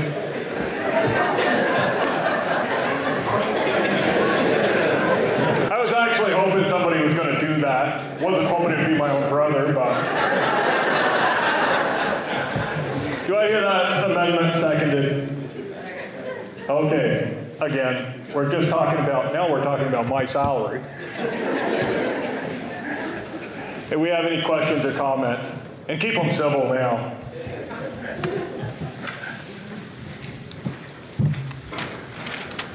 Just a minute, Don, we're headed in another direction up here with Mary. And I'll get you next. Mary Wood. I would expect that we would have more use for a moderator because we're going to have great informational meetings and he's going to have to be there to facilitate those meetings. So perhaps we want to come up with an amount that we pay him so much for each meeting he moderates at. Yes. Also, what, $50, $75, something like that. Are you making, Mary, are you making another amendment? Okay, we can vote it down. I don't mind doing it for now.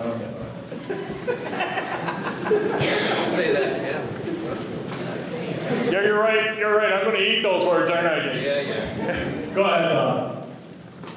Don Collins. Mr. Moderator, I was going to make 2 points. One of them is, with all this communications we're going to do before the big annual meeting on my Australian ballot, you're probably going to be up 6 or 7 nights. I was going to raise it to $1,000, but I guess that'd be out of order. And my other one was, it's my understanding now that the person who's going to be the treasurer is going to sign checks for all of these towns and the SU. So I'm sure $3,000 sounds like a lot of money. That's going to be a lot of work. Okay, I got to stop you at that. We're only talking about the moderator this time, though. It's not often I get this. Any other questions or comments on the amendment about paying the moderator $0?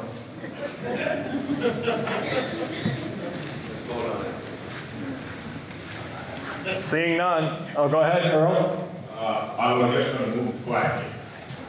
Second. Okay. And it's been seconded. All those in favor of stopping debate signify by saying aye. Aye. Those opposed? Okay. The amendment has been made to vote the moderator $0. All those in favor signify by saying aye. Aye. Those opposed? No. Wow. Holy crap. Okay. So it's back to the original motion to pay the moderator $500, the clerk $1,000, and the treasurer $3,000. Any more questions or comments?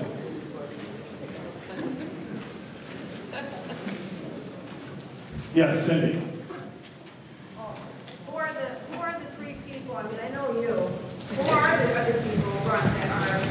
Who was the list? I should have it. It was Erica Benoit and Robin Bluen is the treasurer. Erica Benoit is the clerk and Robin Bluen is the treasurer.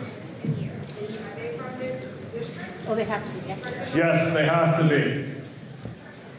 I believe Robin is still from our town of Franklin last I knew. He's not. He's from Swanton now. Okay. I stand corrected. Erica Benoit hails from Swanton. Okay. So Robin lives in Swanton and so does Erica and I'm from Franklin.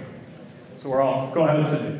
Are they here tonight so we can understand and show up? Erica, and I haven't seen Robin here, so I assume he's not. Okay. Any other questions or comments?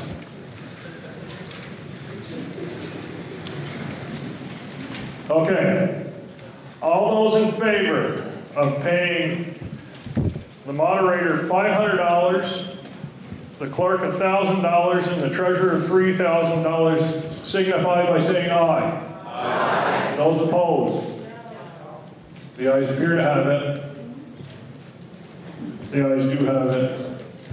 And you have voted to pay those amounts. $500 for the moderator, $1,000 for the clerk, and $3,000 for the treasurer.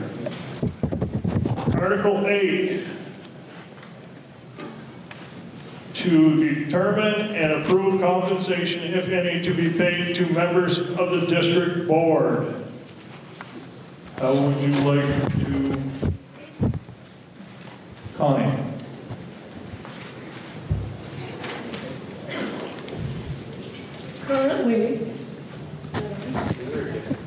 Currently, we are paying for the school board members that we have, for all 5 boards, around $18,500. So, because these 9 members are going to have a lot of work to do, my motion is to create a stipend of $2,000 for members and $2,500 for the chair.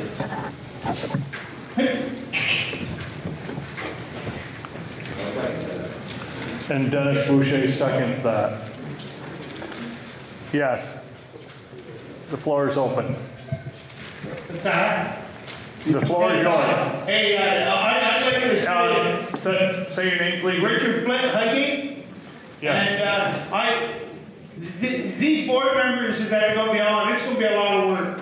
You know, it's going to be Franklin, Huggy, Swan, MVU, and I was on the board, and I see there's a lot goes on here at MVU. We only have 1 meeting. We probably should have 2 or 3 a month. I'd like to. It's nice that Connie says 2,000, but I'd like to go 4,000 for the members and 5,000 for the chair. It's only fair. You look what these people are going to have to put in. You're making an amendment then, Richard? Yes, I'm making an amendment. Okay, does anybody second that? Ty seconds it? Okay. We have an amendment to move those from, what was it, 4,000 and 5,000, Richard? Yeah. Okay.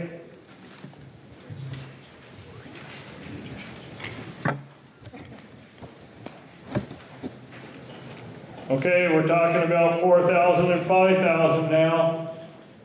Yes.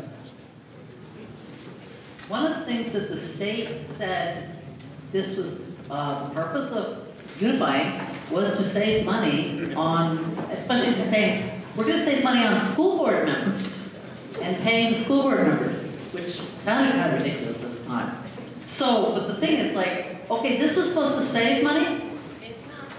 Is it going to save money? No. So it's like, I'm just putting that out, that this was supposed to save money. Yes. Go ahead, Richard. So, yeah, it's supposed to save money, but the state's going to take it somewhere else. So why not give it to our own community?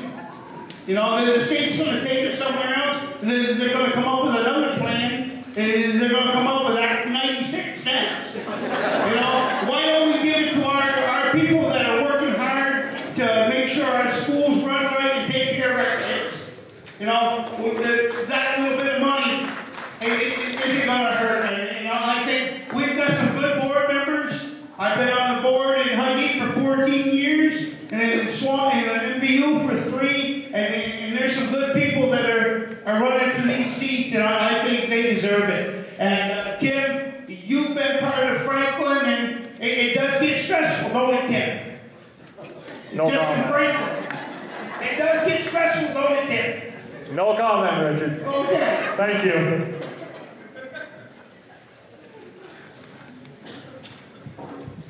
Yes.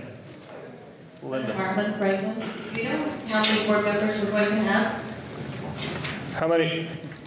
Try that again, Linda. I didn't catch that. How many board members are we going to have? 9. The articles that are proposed that will be put before the voters would be 9.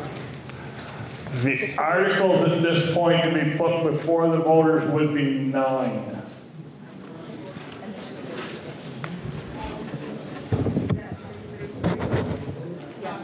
And how is that divided by the towns?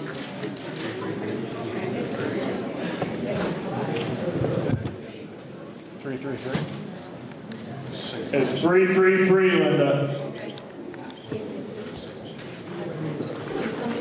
Okay, you got some confusion, and Julie wants to straighten it out, and I'll be more than glad to allow her to. So the default articles that are imposed on us has 6, 2 from each town.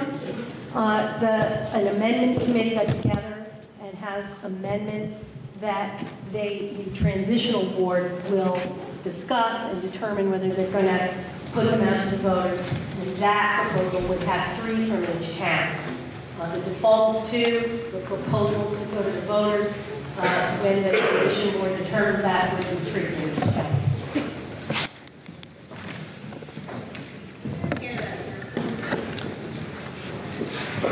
I believe what she said is the original intent was to have 6 per town. 2 per town.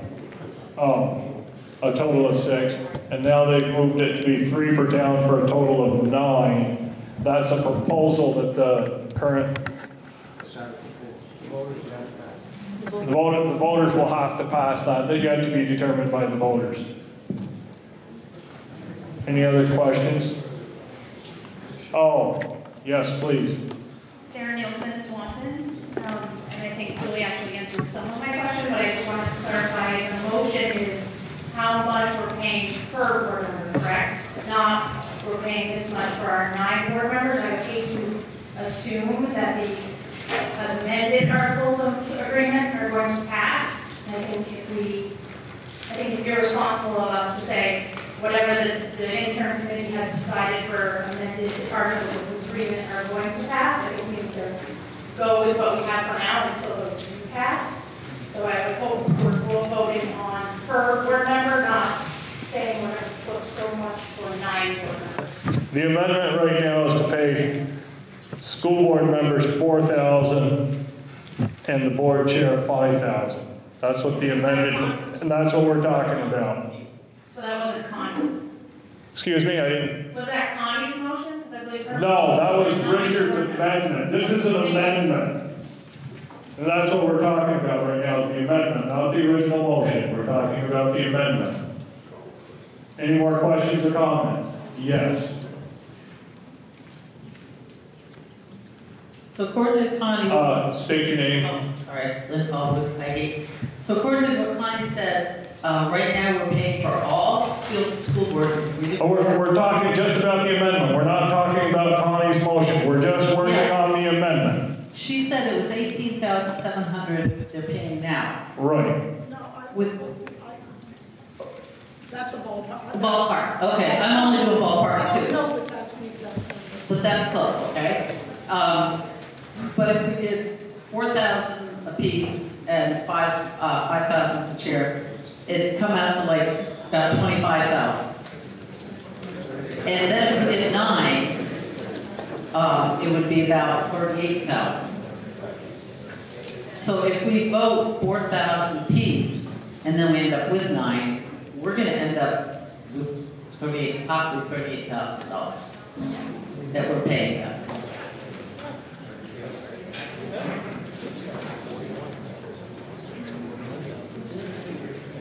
Any more questions or comments? Over here. Becca. Rebecca Horgan, Highgate. I know that this is proposed and we don't know yet, and I know that the current board members that we have put in a lot of time, but what is the projected time that these people would be getting paid the $4,000 for? Is it 1 meeting a month, or 2, or 5, or how many hours maybe? Does one of the school board members want to try it that one? Dennis?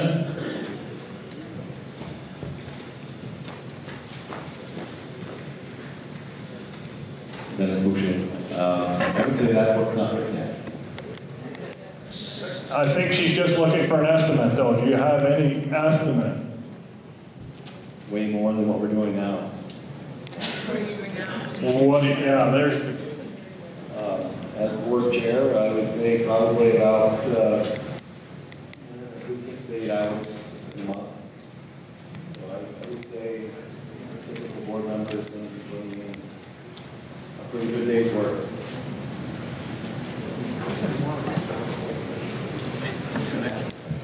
so I guess the answer to that would be, Dennis, that it's going to be more than 6 to 8 hours a month. Okay. Richard, did you want, okay.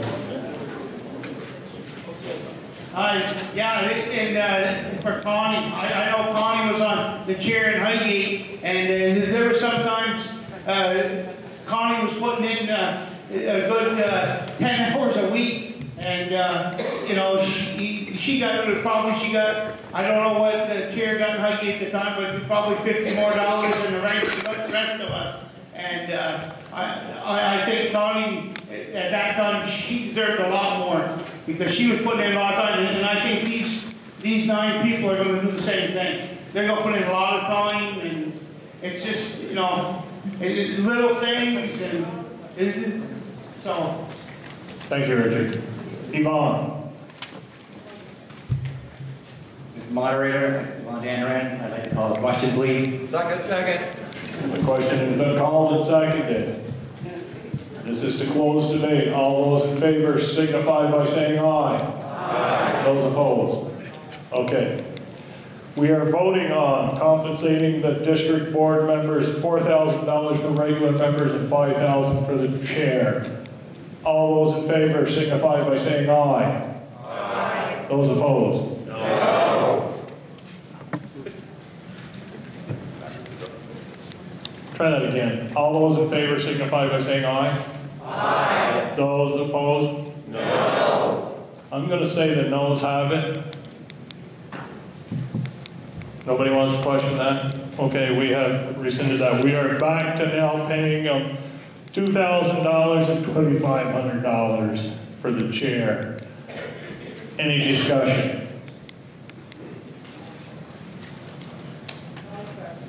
Call the question? Second. Okay. All those in favor of stopping debate signify by saying aye. Aye. Those opposed? Okay. All those in favor of paying the district board members $2,000 and the board chair $2,500 signify by saying aye. Aye. Those opposed? No. The ayes appear to have it. The ayes do have it, and we are paying them $2,000 and $2,500. Article 9,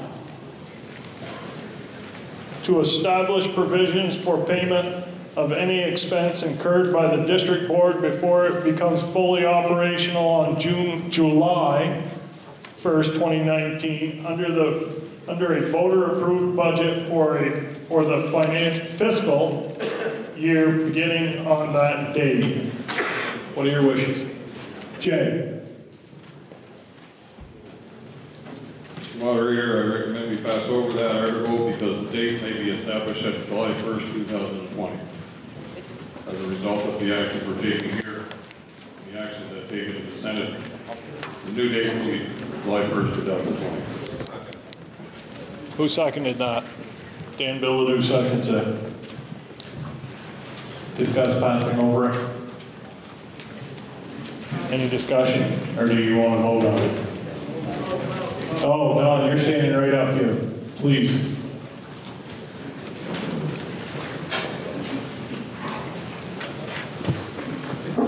Mr. Moderator, it's my understanding that the legislation in the Senate is different than the legislation in the House, and it still has at least one more committee the Senate can go before it goes to the floor. Then there'll be a conference committee where they'll either agree to make compromises or they won't, and the legislation should die.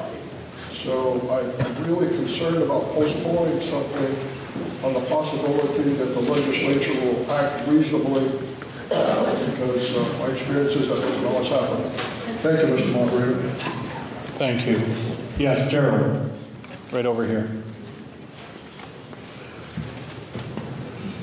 Gerald Neeson, Pittsburgh Franklin. My question here is that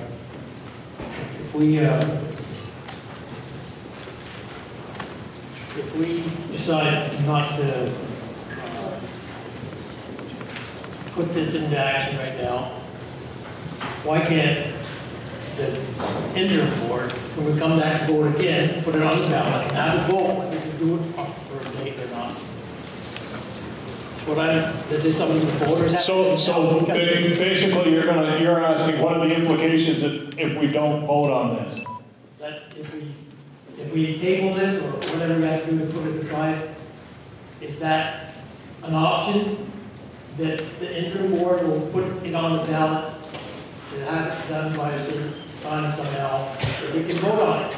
After, just like we put Austria on the ballot here, if we send information about it, be able to vote in an informed way about it, and we'll be able to do it when we need to if we have to.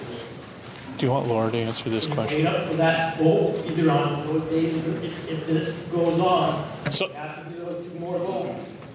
In order to get a budget, we'll be able to vote on this at another time, and at a side meeting. You're saying like when we vote for district officers?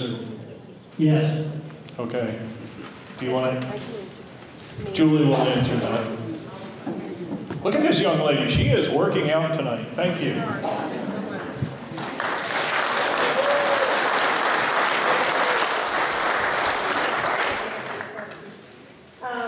So the purpose of this is essentially to pay for the elections, to pay for the ballots. So you're right, the elector has to vote to allow us to expend the money. But the purpose of this one is to expend the money on ballots. So we could do it, but it really is helpful if you give us the authorization to spend money on the ballots. It wouldn't be a town expense, it would be a school district expense that way. So I guess that's my clarifying point. So to clarify it in my mind here, that if we vote this down, the towns are going to have to pay for it out of their budgets to have these elections. Possibly. Okay. Yes. Richard Wilkins, ID. It indicates any expense incurred, not just voting expense. Any expense. Could that be anything other than what you said? Because any is a big word. That means anything, not just voting. It could be a legal fee, but we wouldn't be operational. So the expenses would be very minimal and likely to just be having elections. Did everybody hear that? What Julie said was, it's likely to be just elections, but it could be any legal fees. It's because they haven't formed yet, and they expect it to be minimal. Am I correct with that?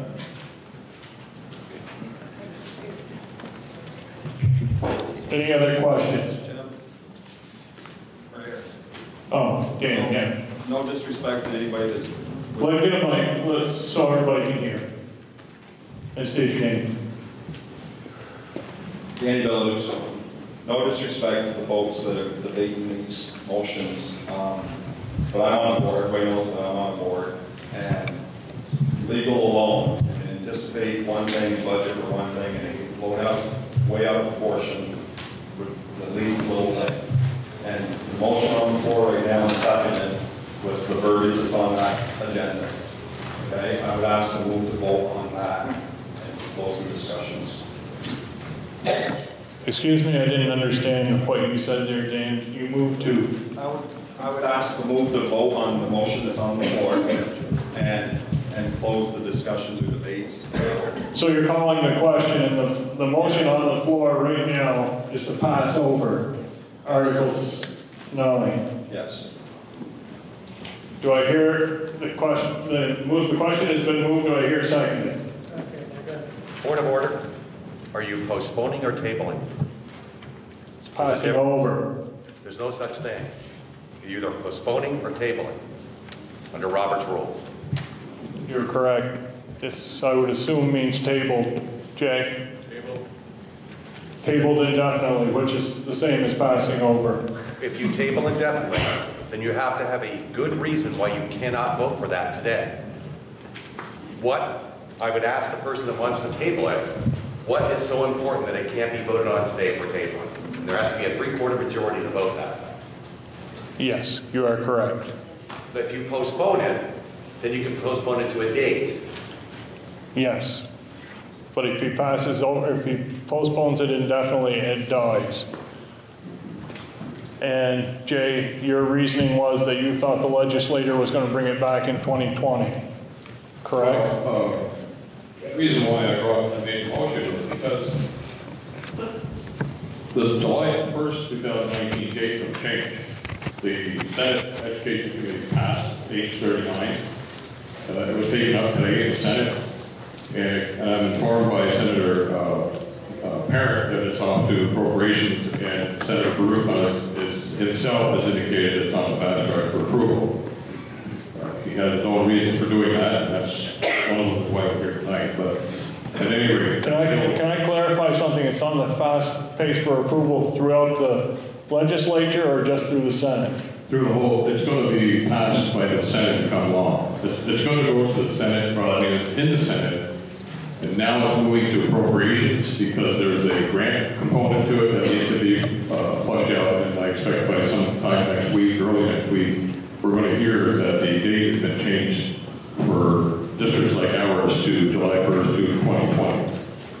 So that's the only reason why I recommend we table or pass over this article until we know for sure what that implementation date is going to be. Right now, we don't know when we're going to be forced into a merger. It's either going to be 2019 or 2020. But there's every indication from the legislature that we're going to know within next week. And that's the reason why I made a motion first place, that we can't go with that July 1st, 2019 date.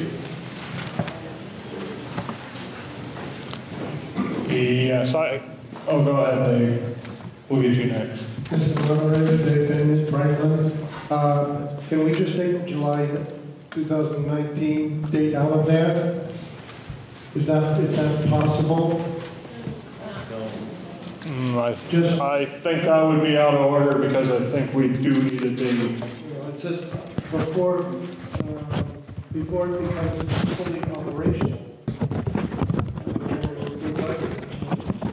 Still, when it becomes fully operational, no matter what it is. Just a question.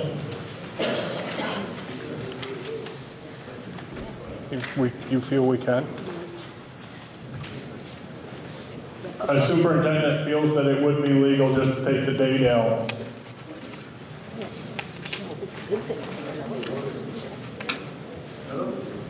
Yes, Claude. I don't know if this is on. Yeah. Can you allow more discussion, or are you? Yes, we're still discussing. Because the question never was really called, because he made a comment afterwards, and I'm not accepting calling the question when he made a comment after that. Okay. So my question on the original question is, where does the money come from if they spend anything? Because all the regional schools have budgets, and I don't believe that there's anything in their budgets to give these folks money. Where is their money going to come from to spend? Are we going to get another tax bill? No, it's under current voter-approved budget.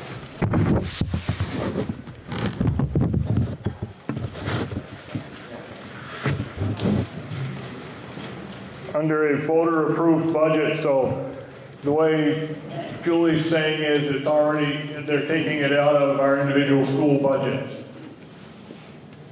Okay. Is that okay with the local school board? I mean, I'm just curious how the governance of this whole thing is going to happen. Because is this going to be an additional expense that the normal school budgets that have been passed haven't anticipated?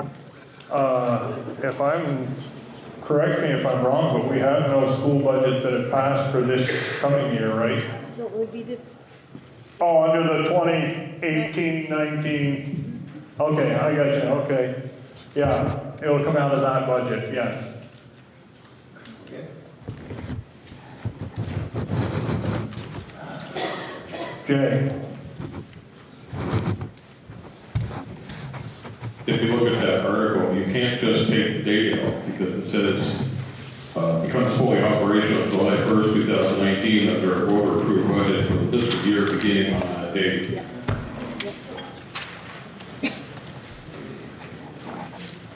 Good point, Jay, thank you.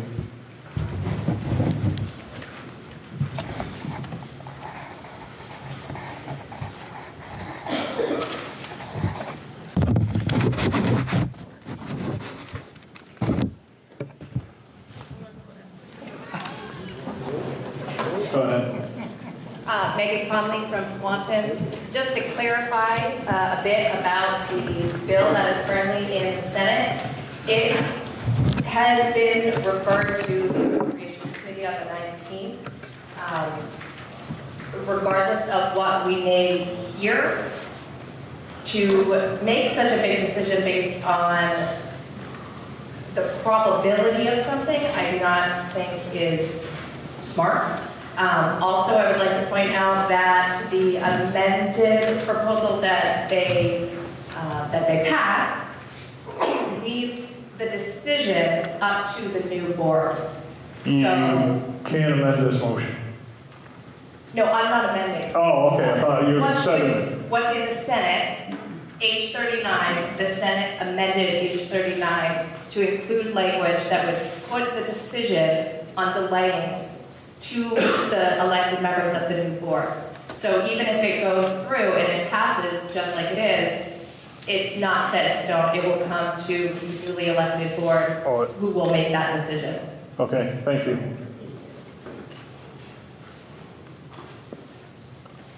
Any more questions or comments? There is no amendment. What we've got on the floor is to postpone indefinitely, which kills the motion, or kills the article. We've got somebody, go ahead, Brett. Pierre Bouchard. And so to go further on that, in order to have a newly elected board, we have to have an election. That election will cost money. And if we want the delay, and the elected board is the only one who can vote on the delay, but we can't have the election, where are we? I just think that we may be defeating what, it sounds like some people may want to delay, but the only way to get that delay, maybe, is if we elect a board in which we have to have an election, which we have to pay for. So maybe we could amend this to limit the amount of expense. Maybe that's what we need to do. Thank you. Any other questions? Yeah. Comment. I think we ought to keep our options open. And I would recommend that we not pass this delay. And I would also move the question. The question's been moved. Is it seconded? Second. All those in favor of stopping debate signify by saying aye. Aye. Those opposed? The ayes appear to have it. The ayes do have it. And we stopped debate. You are correct on one thing, but you're incorrect on another. Postponing indefinitely only has to be majority. It doesn't have to be 2/3. But to pass this, all we have to do is have the majority to rescind it. All you got to do is have one vote. So to vote yes means that we're going to pass over indefinitely to payments of expenses incurred in the school district until the July 1st, 2019. All those in favor of passing over this signify by saying aye. Aye. Those opposed? No. The noes appear to have it. The noes do have it, and we're back to looking for a motion to establish provisions of payments of any expense incurred by the district before it becomes fully operational on July 1st, 2019 under the voter-approved budget for the fiscal year beginning on that date. Dick Thompson has moved it, and Toby McGuire seconded it. So the motion on the floor is to establish provisions for the payment of any expense incurred by the district before it becomes fully operational on July 1st, 2019 under a voter-approved budget for a fiscal year beginning on that date. Go ahead, Earl. You have a question? Yeah, who is going to set these provisions? It doesn't say it's open there. Is it going to be the interim board or who? Or do we do it here tonight? The expenses would be authorized by Julie tells me it would be first the transition board, and then the elected board will be in charge of those provisions. Good question. Thank you, Earl. Any other questions or comments? We have hands up. Yes. Kim. I have a really big problem giving a blank check for unknown amounts. I've heard possible legal, I've heard elections, but basically the way I read this question, Mr. Moderator, is it's a blank check, and I have huge concerns with that. Thank you, Kim. Did I have another question up there?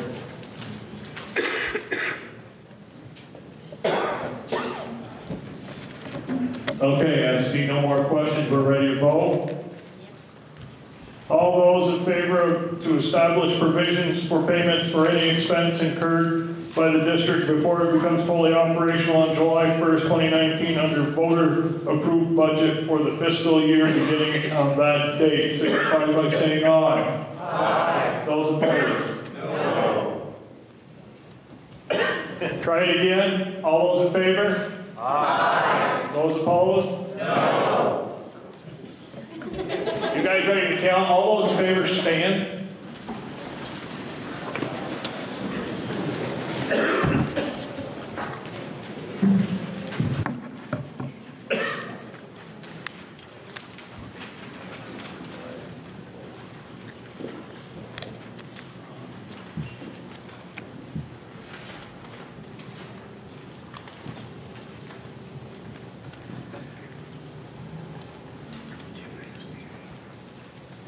No, I'm not voting.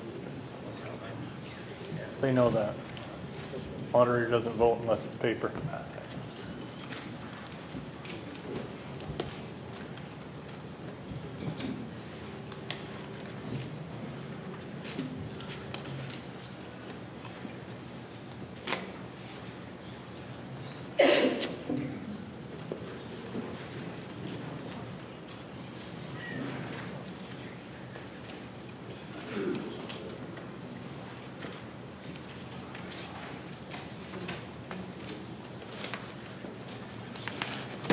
Do you have a firm number, Lisa?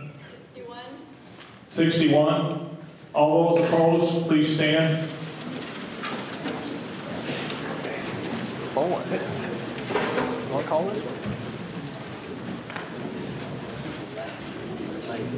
I'm off with what I come for division.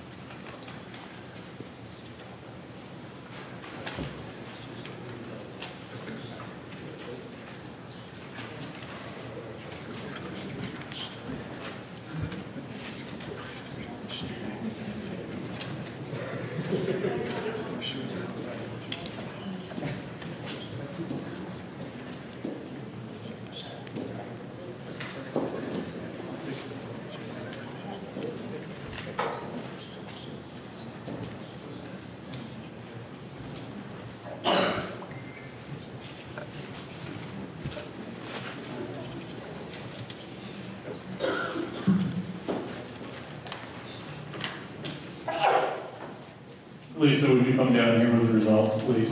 You have them.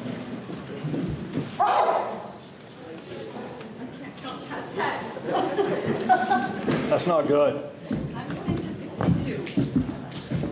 So it's 61, 62.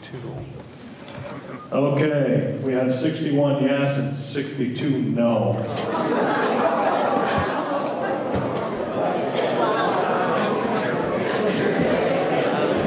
It isn't beyond right now. If somebody wants to stand and ask for a paper ballot so we can have this decisive, I would accept that if 7 people want to stand up. We've got 1. Do we have 6 others?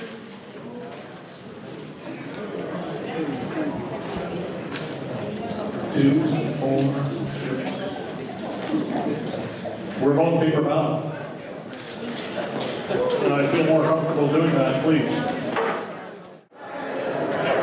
The votes are in.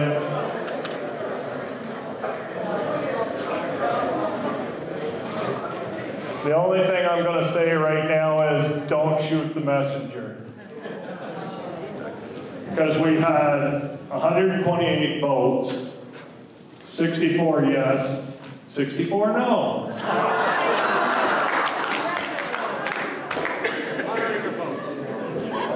Already has.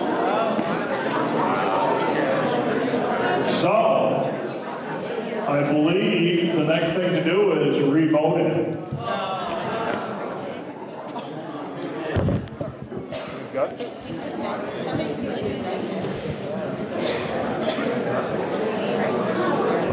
What are your wishes?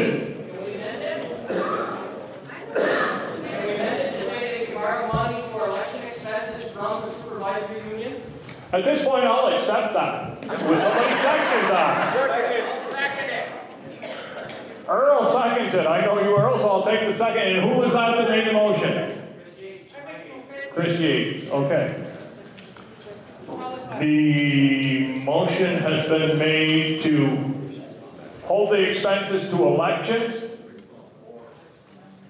And Earl has seconded. Any questions or comments? I have one question. Yes. Does the money we are talking about in this article include teacher salary, hot lunch? No. The motion, the thing right now says it's only for the elections. That's what the motion on the floor, the amendment on the floor is just, am I right, Chris? So what board is responsible, and where is that money coming from? I would say the transition board and the supervisory union budget. I missed that part. Thanks.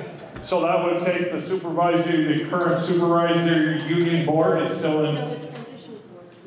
Oh, the transition board takes over? Okay, the transition board will be the one in charge of that. I hear the question called. Seconded. All those in favor of calling the question signify by saying aye. Aye. Those opposed? Okay. Now, is everybody good at trying this one with a voice vote? Yes. All those in favor of keeping it to just elections, expenses to just elections, signify by saying aye. Aye. Those opposed? No. The ayes appear to have it. The ayes do have it, and we have settled Article 9. Thank you.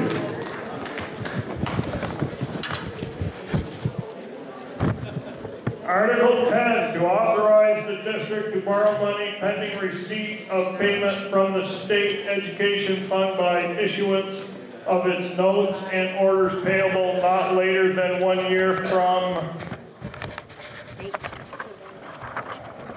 date provided. However, that the district is authorized by the state statutes to borrow sufficient funds to meet pending obligations. What are your wishes?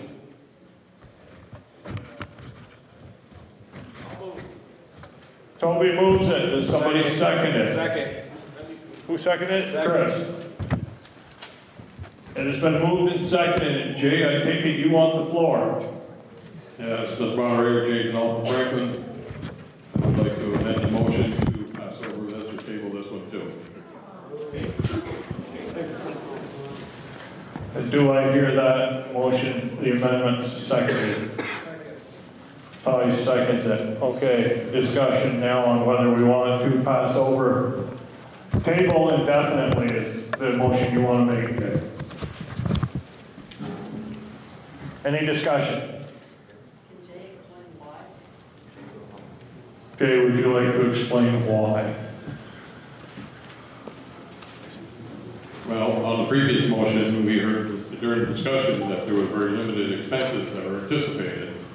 And I can't see where the same idea would apply to this one. I don't believe that there's a lot of expenses that would be associated and would require an article like this at this time. Thank you, Jay. Any other questions or comments? Ready to vote? Ty, you want to make a comment? I just would like Mr. Moderator to ask Julie Regimal her opinion on Mr. DeMal's comment. I would like, for all those that didn't hear, he wants the superintendent, Julie Regimal, to make a comment on wants her opinion on this. Let me clarify on Jay's request to pass over. Yeah. Okay.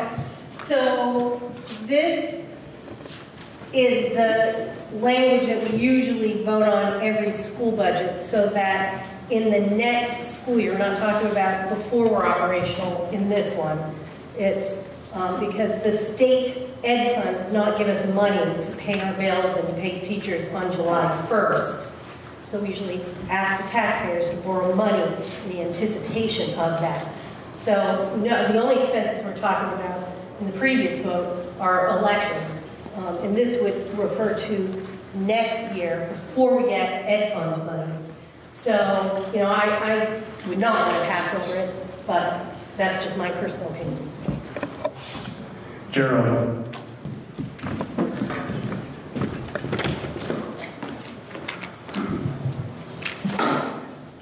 Gerald Hughes, Mr. Moderator. This looks like a savings article that we vote on every town meeting day for everything. I believe that's what Julie Regimal said is boilerplate. Everything goes through with this new situation with the district, with everybody. If it does, then we're going to work together to make it work. We can't. But when we get the budget... Can you talk? They're not hearing you. Pull your microphone closer. Okay, when we get when we are in this new district together, and we got to vote on a budget for this district, why isn't this an article right beside the budget like we have on town meeting day instead of having to vote on it today? We give a blanket thing today, why? Because there's no budget to have to spend funds on until the budget comes and voted.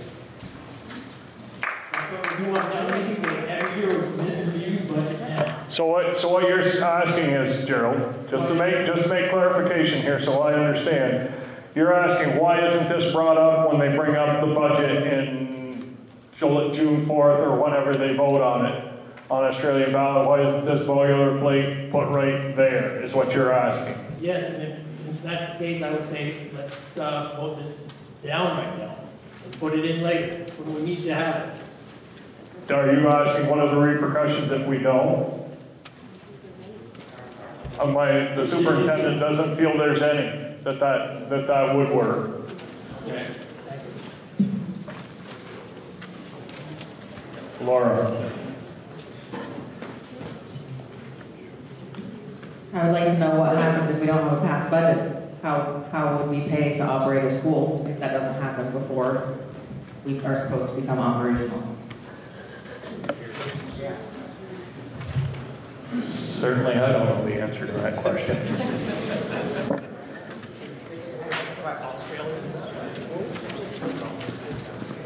Is it possible to have both this question and the budget on a school budget ballot, and if it doesn't pass, we still can vote that yes, they can borrow until we get a budget?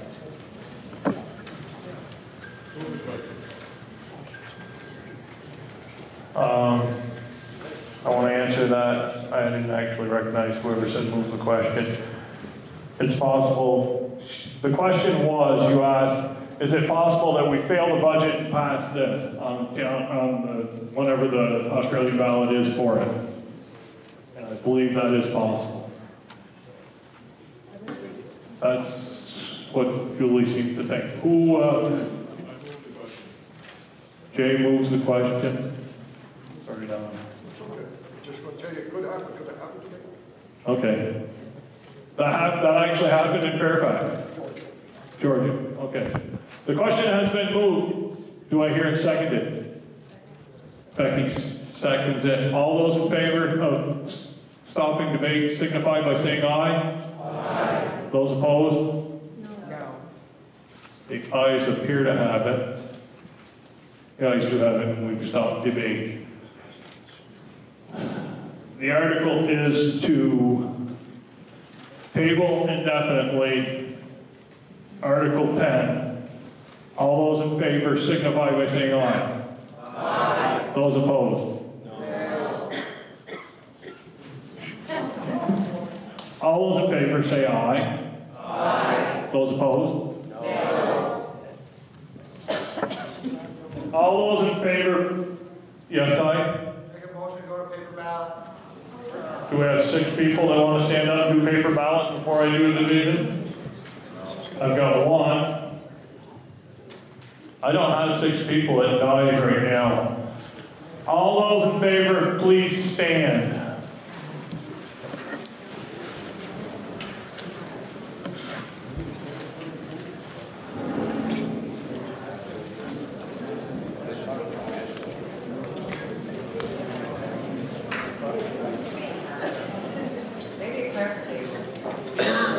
Yes, you want clarification? Yes, please.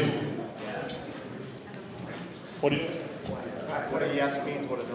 Standing if they want to pass it over. If they want to table this indefinitely, stand.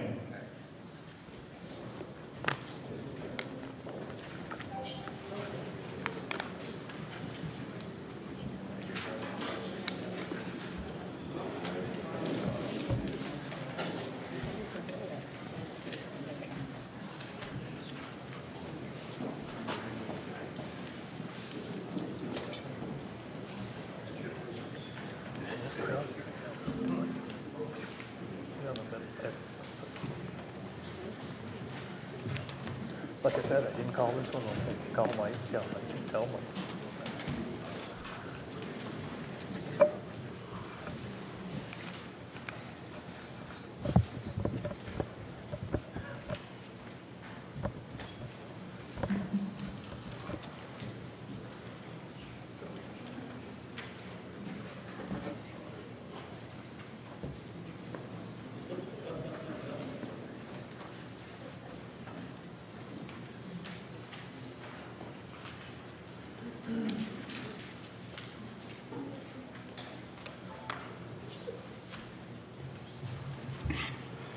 Does somebody, it's 59, okay. All those opposed, please stand.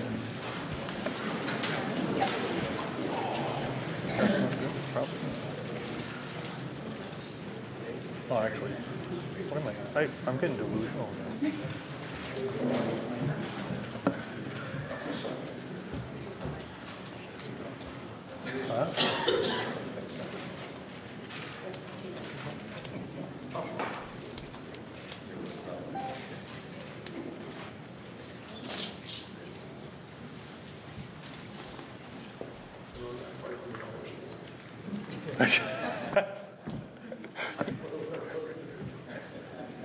Well, it's nice to know the crowd loves you, though.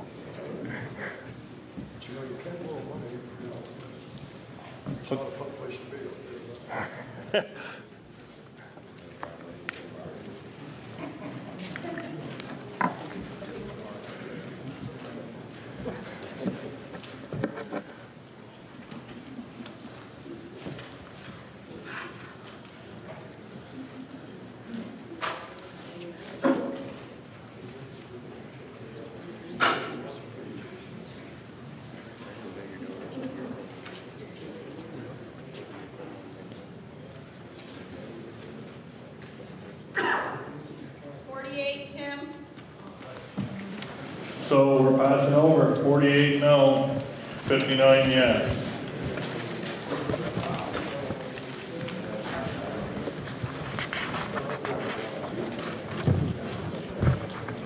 Article 11, determine whether to authorize the Board of School Directors pursuant to the provision of 16 VSA 563, 10, and 11C to provide mailed notice to residents of the availability of the annual report and proposed school budget in lieu of distributing annual report and proposed budgets. What are your wishes?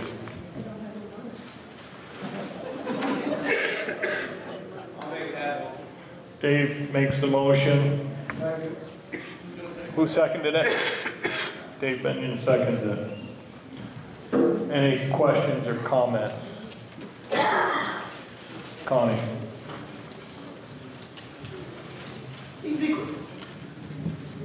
Easy question. They don't have any money. How are they going to pay for it?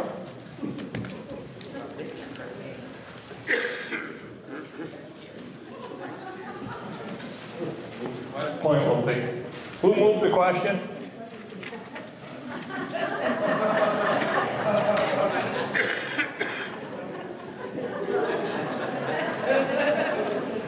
I don't hear anybody asking any questions, so I think we're going to vote on it. All those in favor of distributing, whatever, to determine whether to authorize the school board of directors pursuant to the provision on 16 VSA 563, parentheses 10, 11C, to provide mailed notice to residents of the availability of the annual report and proposed budget in lieu of distributing annual reports and proposed budgets, signify by saying aye. Aye. Those opposed? No. The ayes appear to have it. The ayes do have it, and we have passed. Yes, Jay.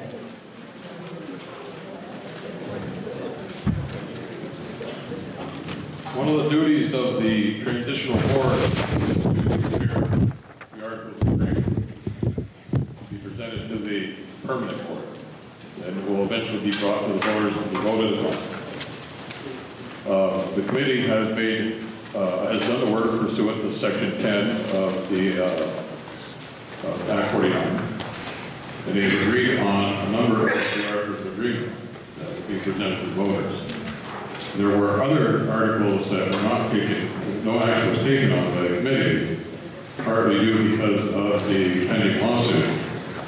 And in light of what has happened with the decision by Judge Mellon, I would make a motion that the transitional board include the articles that were not acted upon by the committee to be voted on by the electorate. Run that by me. This is going to be a straw poll because it's not warned. I will say that we don't have an article for that, but we can straw poll it, Jay. Now, restate that, and I'm willing to do that for you, Jay. Okay. As I said, one of the duties of the transitional board is to prepare the articles of agreement. Yes. Will be voted on by the electorate.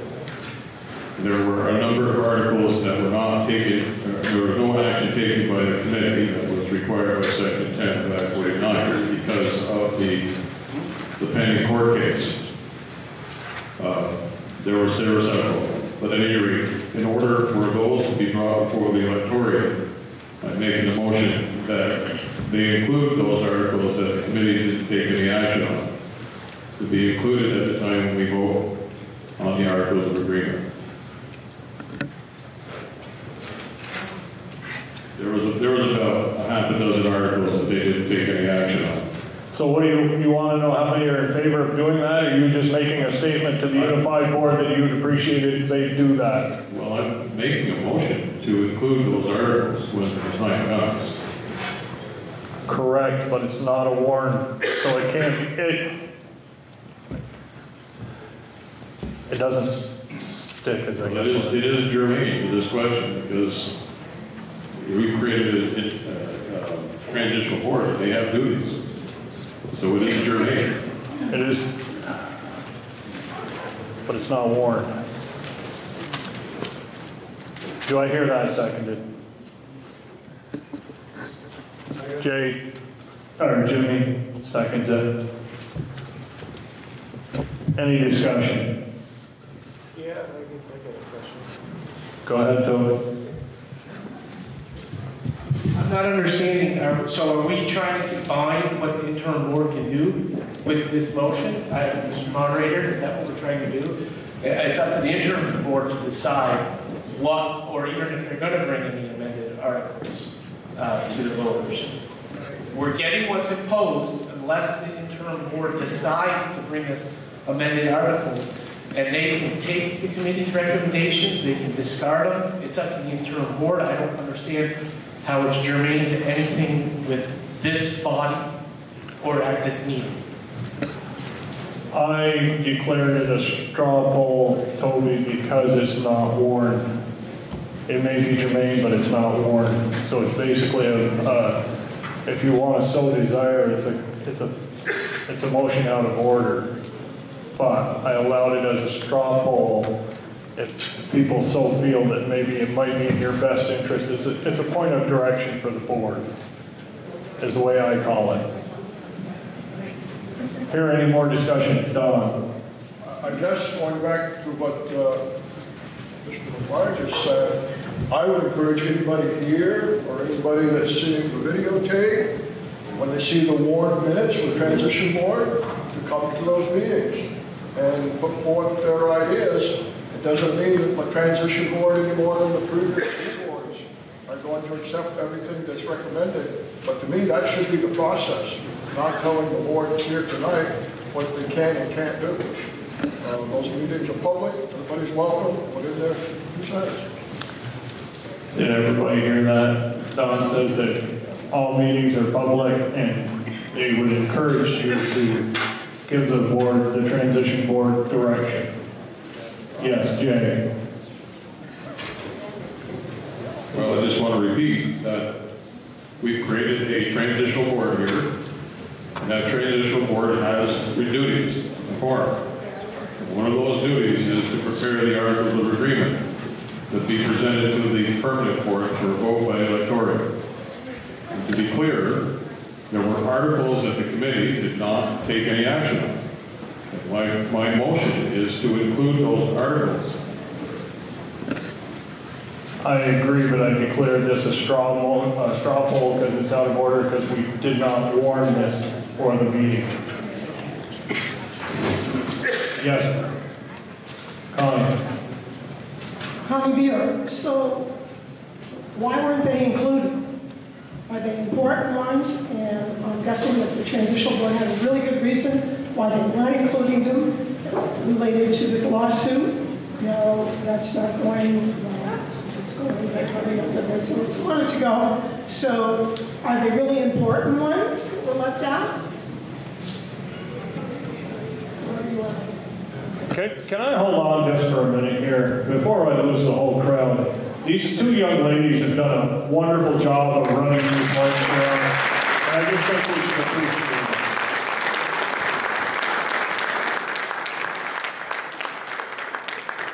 it. Okay, thank you, Jay.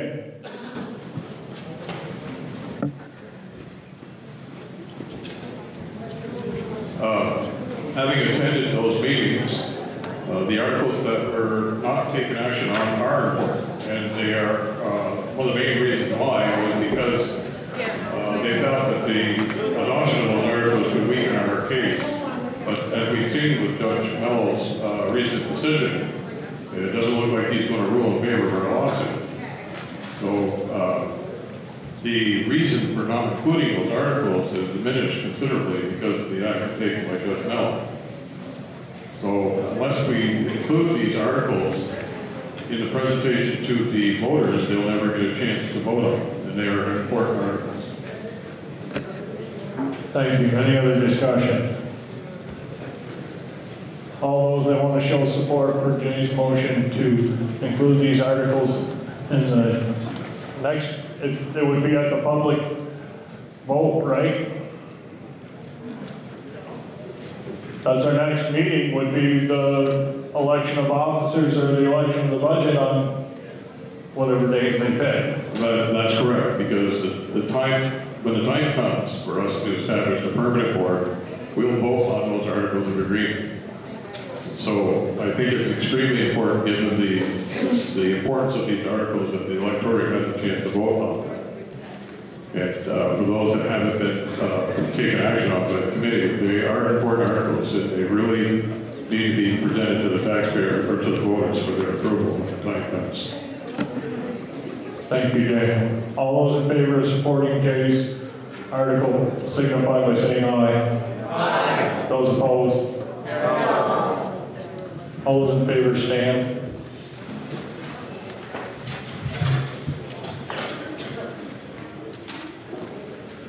Okay, you see everybody opposed, please stand next to it.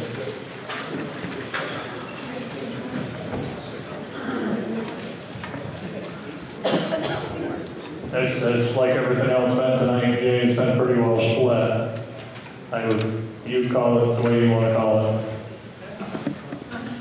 I would take a motion to adjourn. Second, yes, Jay. You want the number? All those in favor, please stand with the town clerks. Please come and count. It's non-binding, yes. Correct, this is non-binding.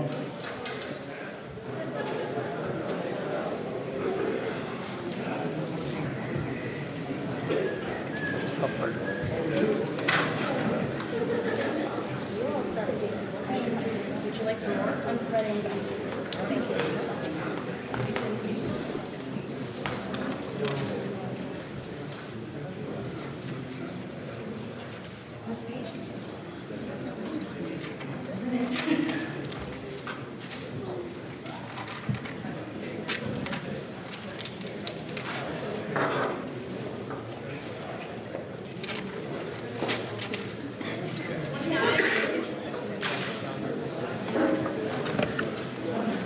All those opposed, please stand.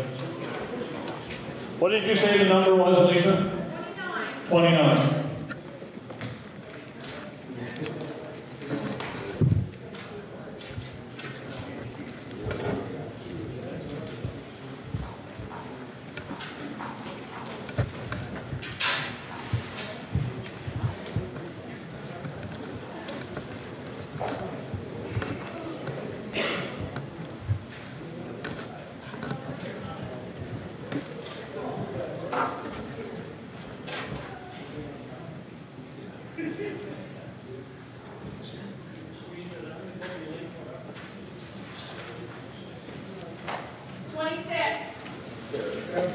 So they're in favor of yours by 3 votes, Jim.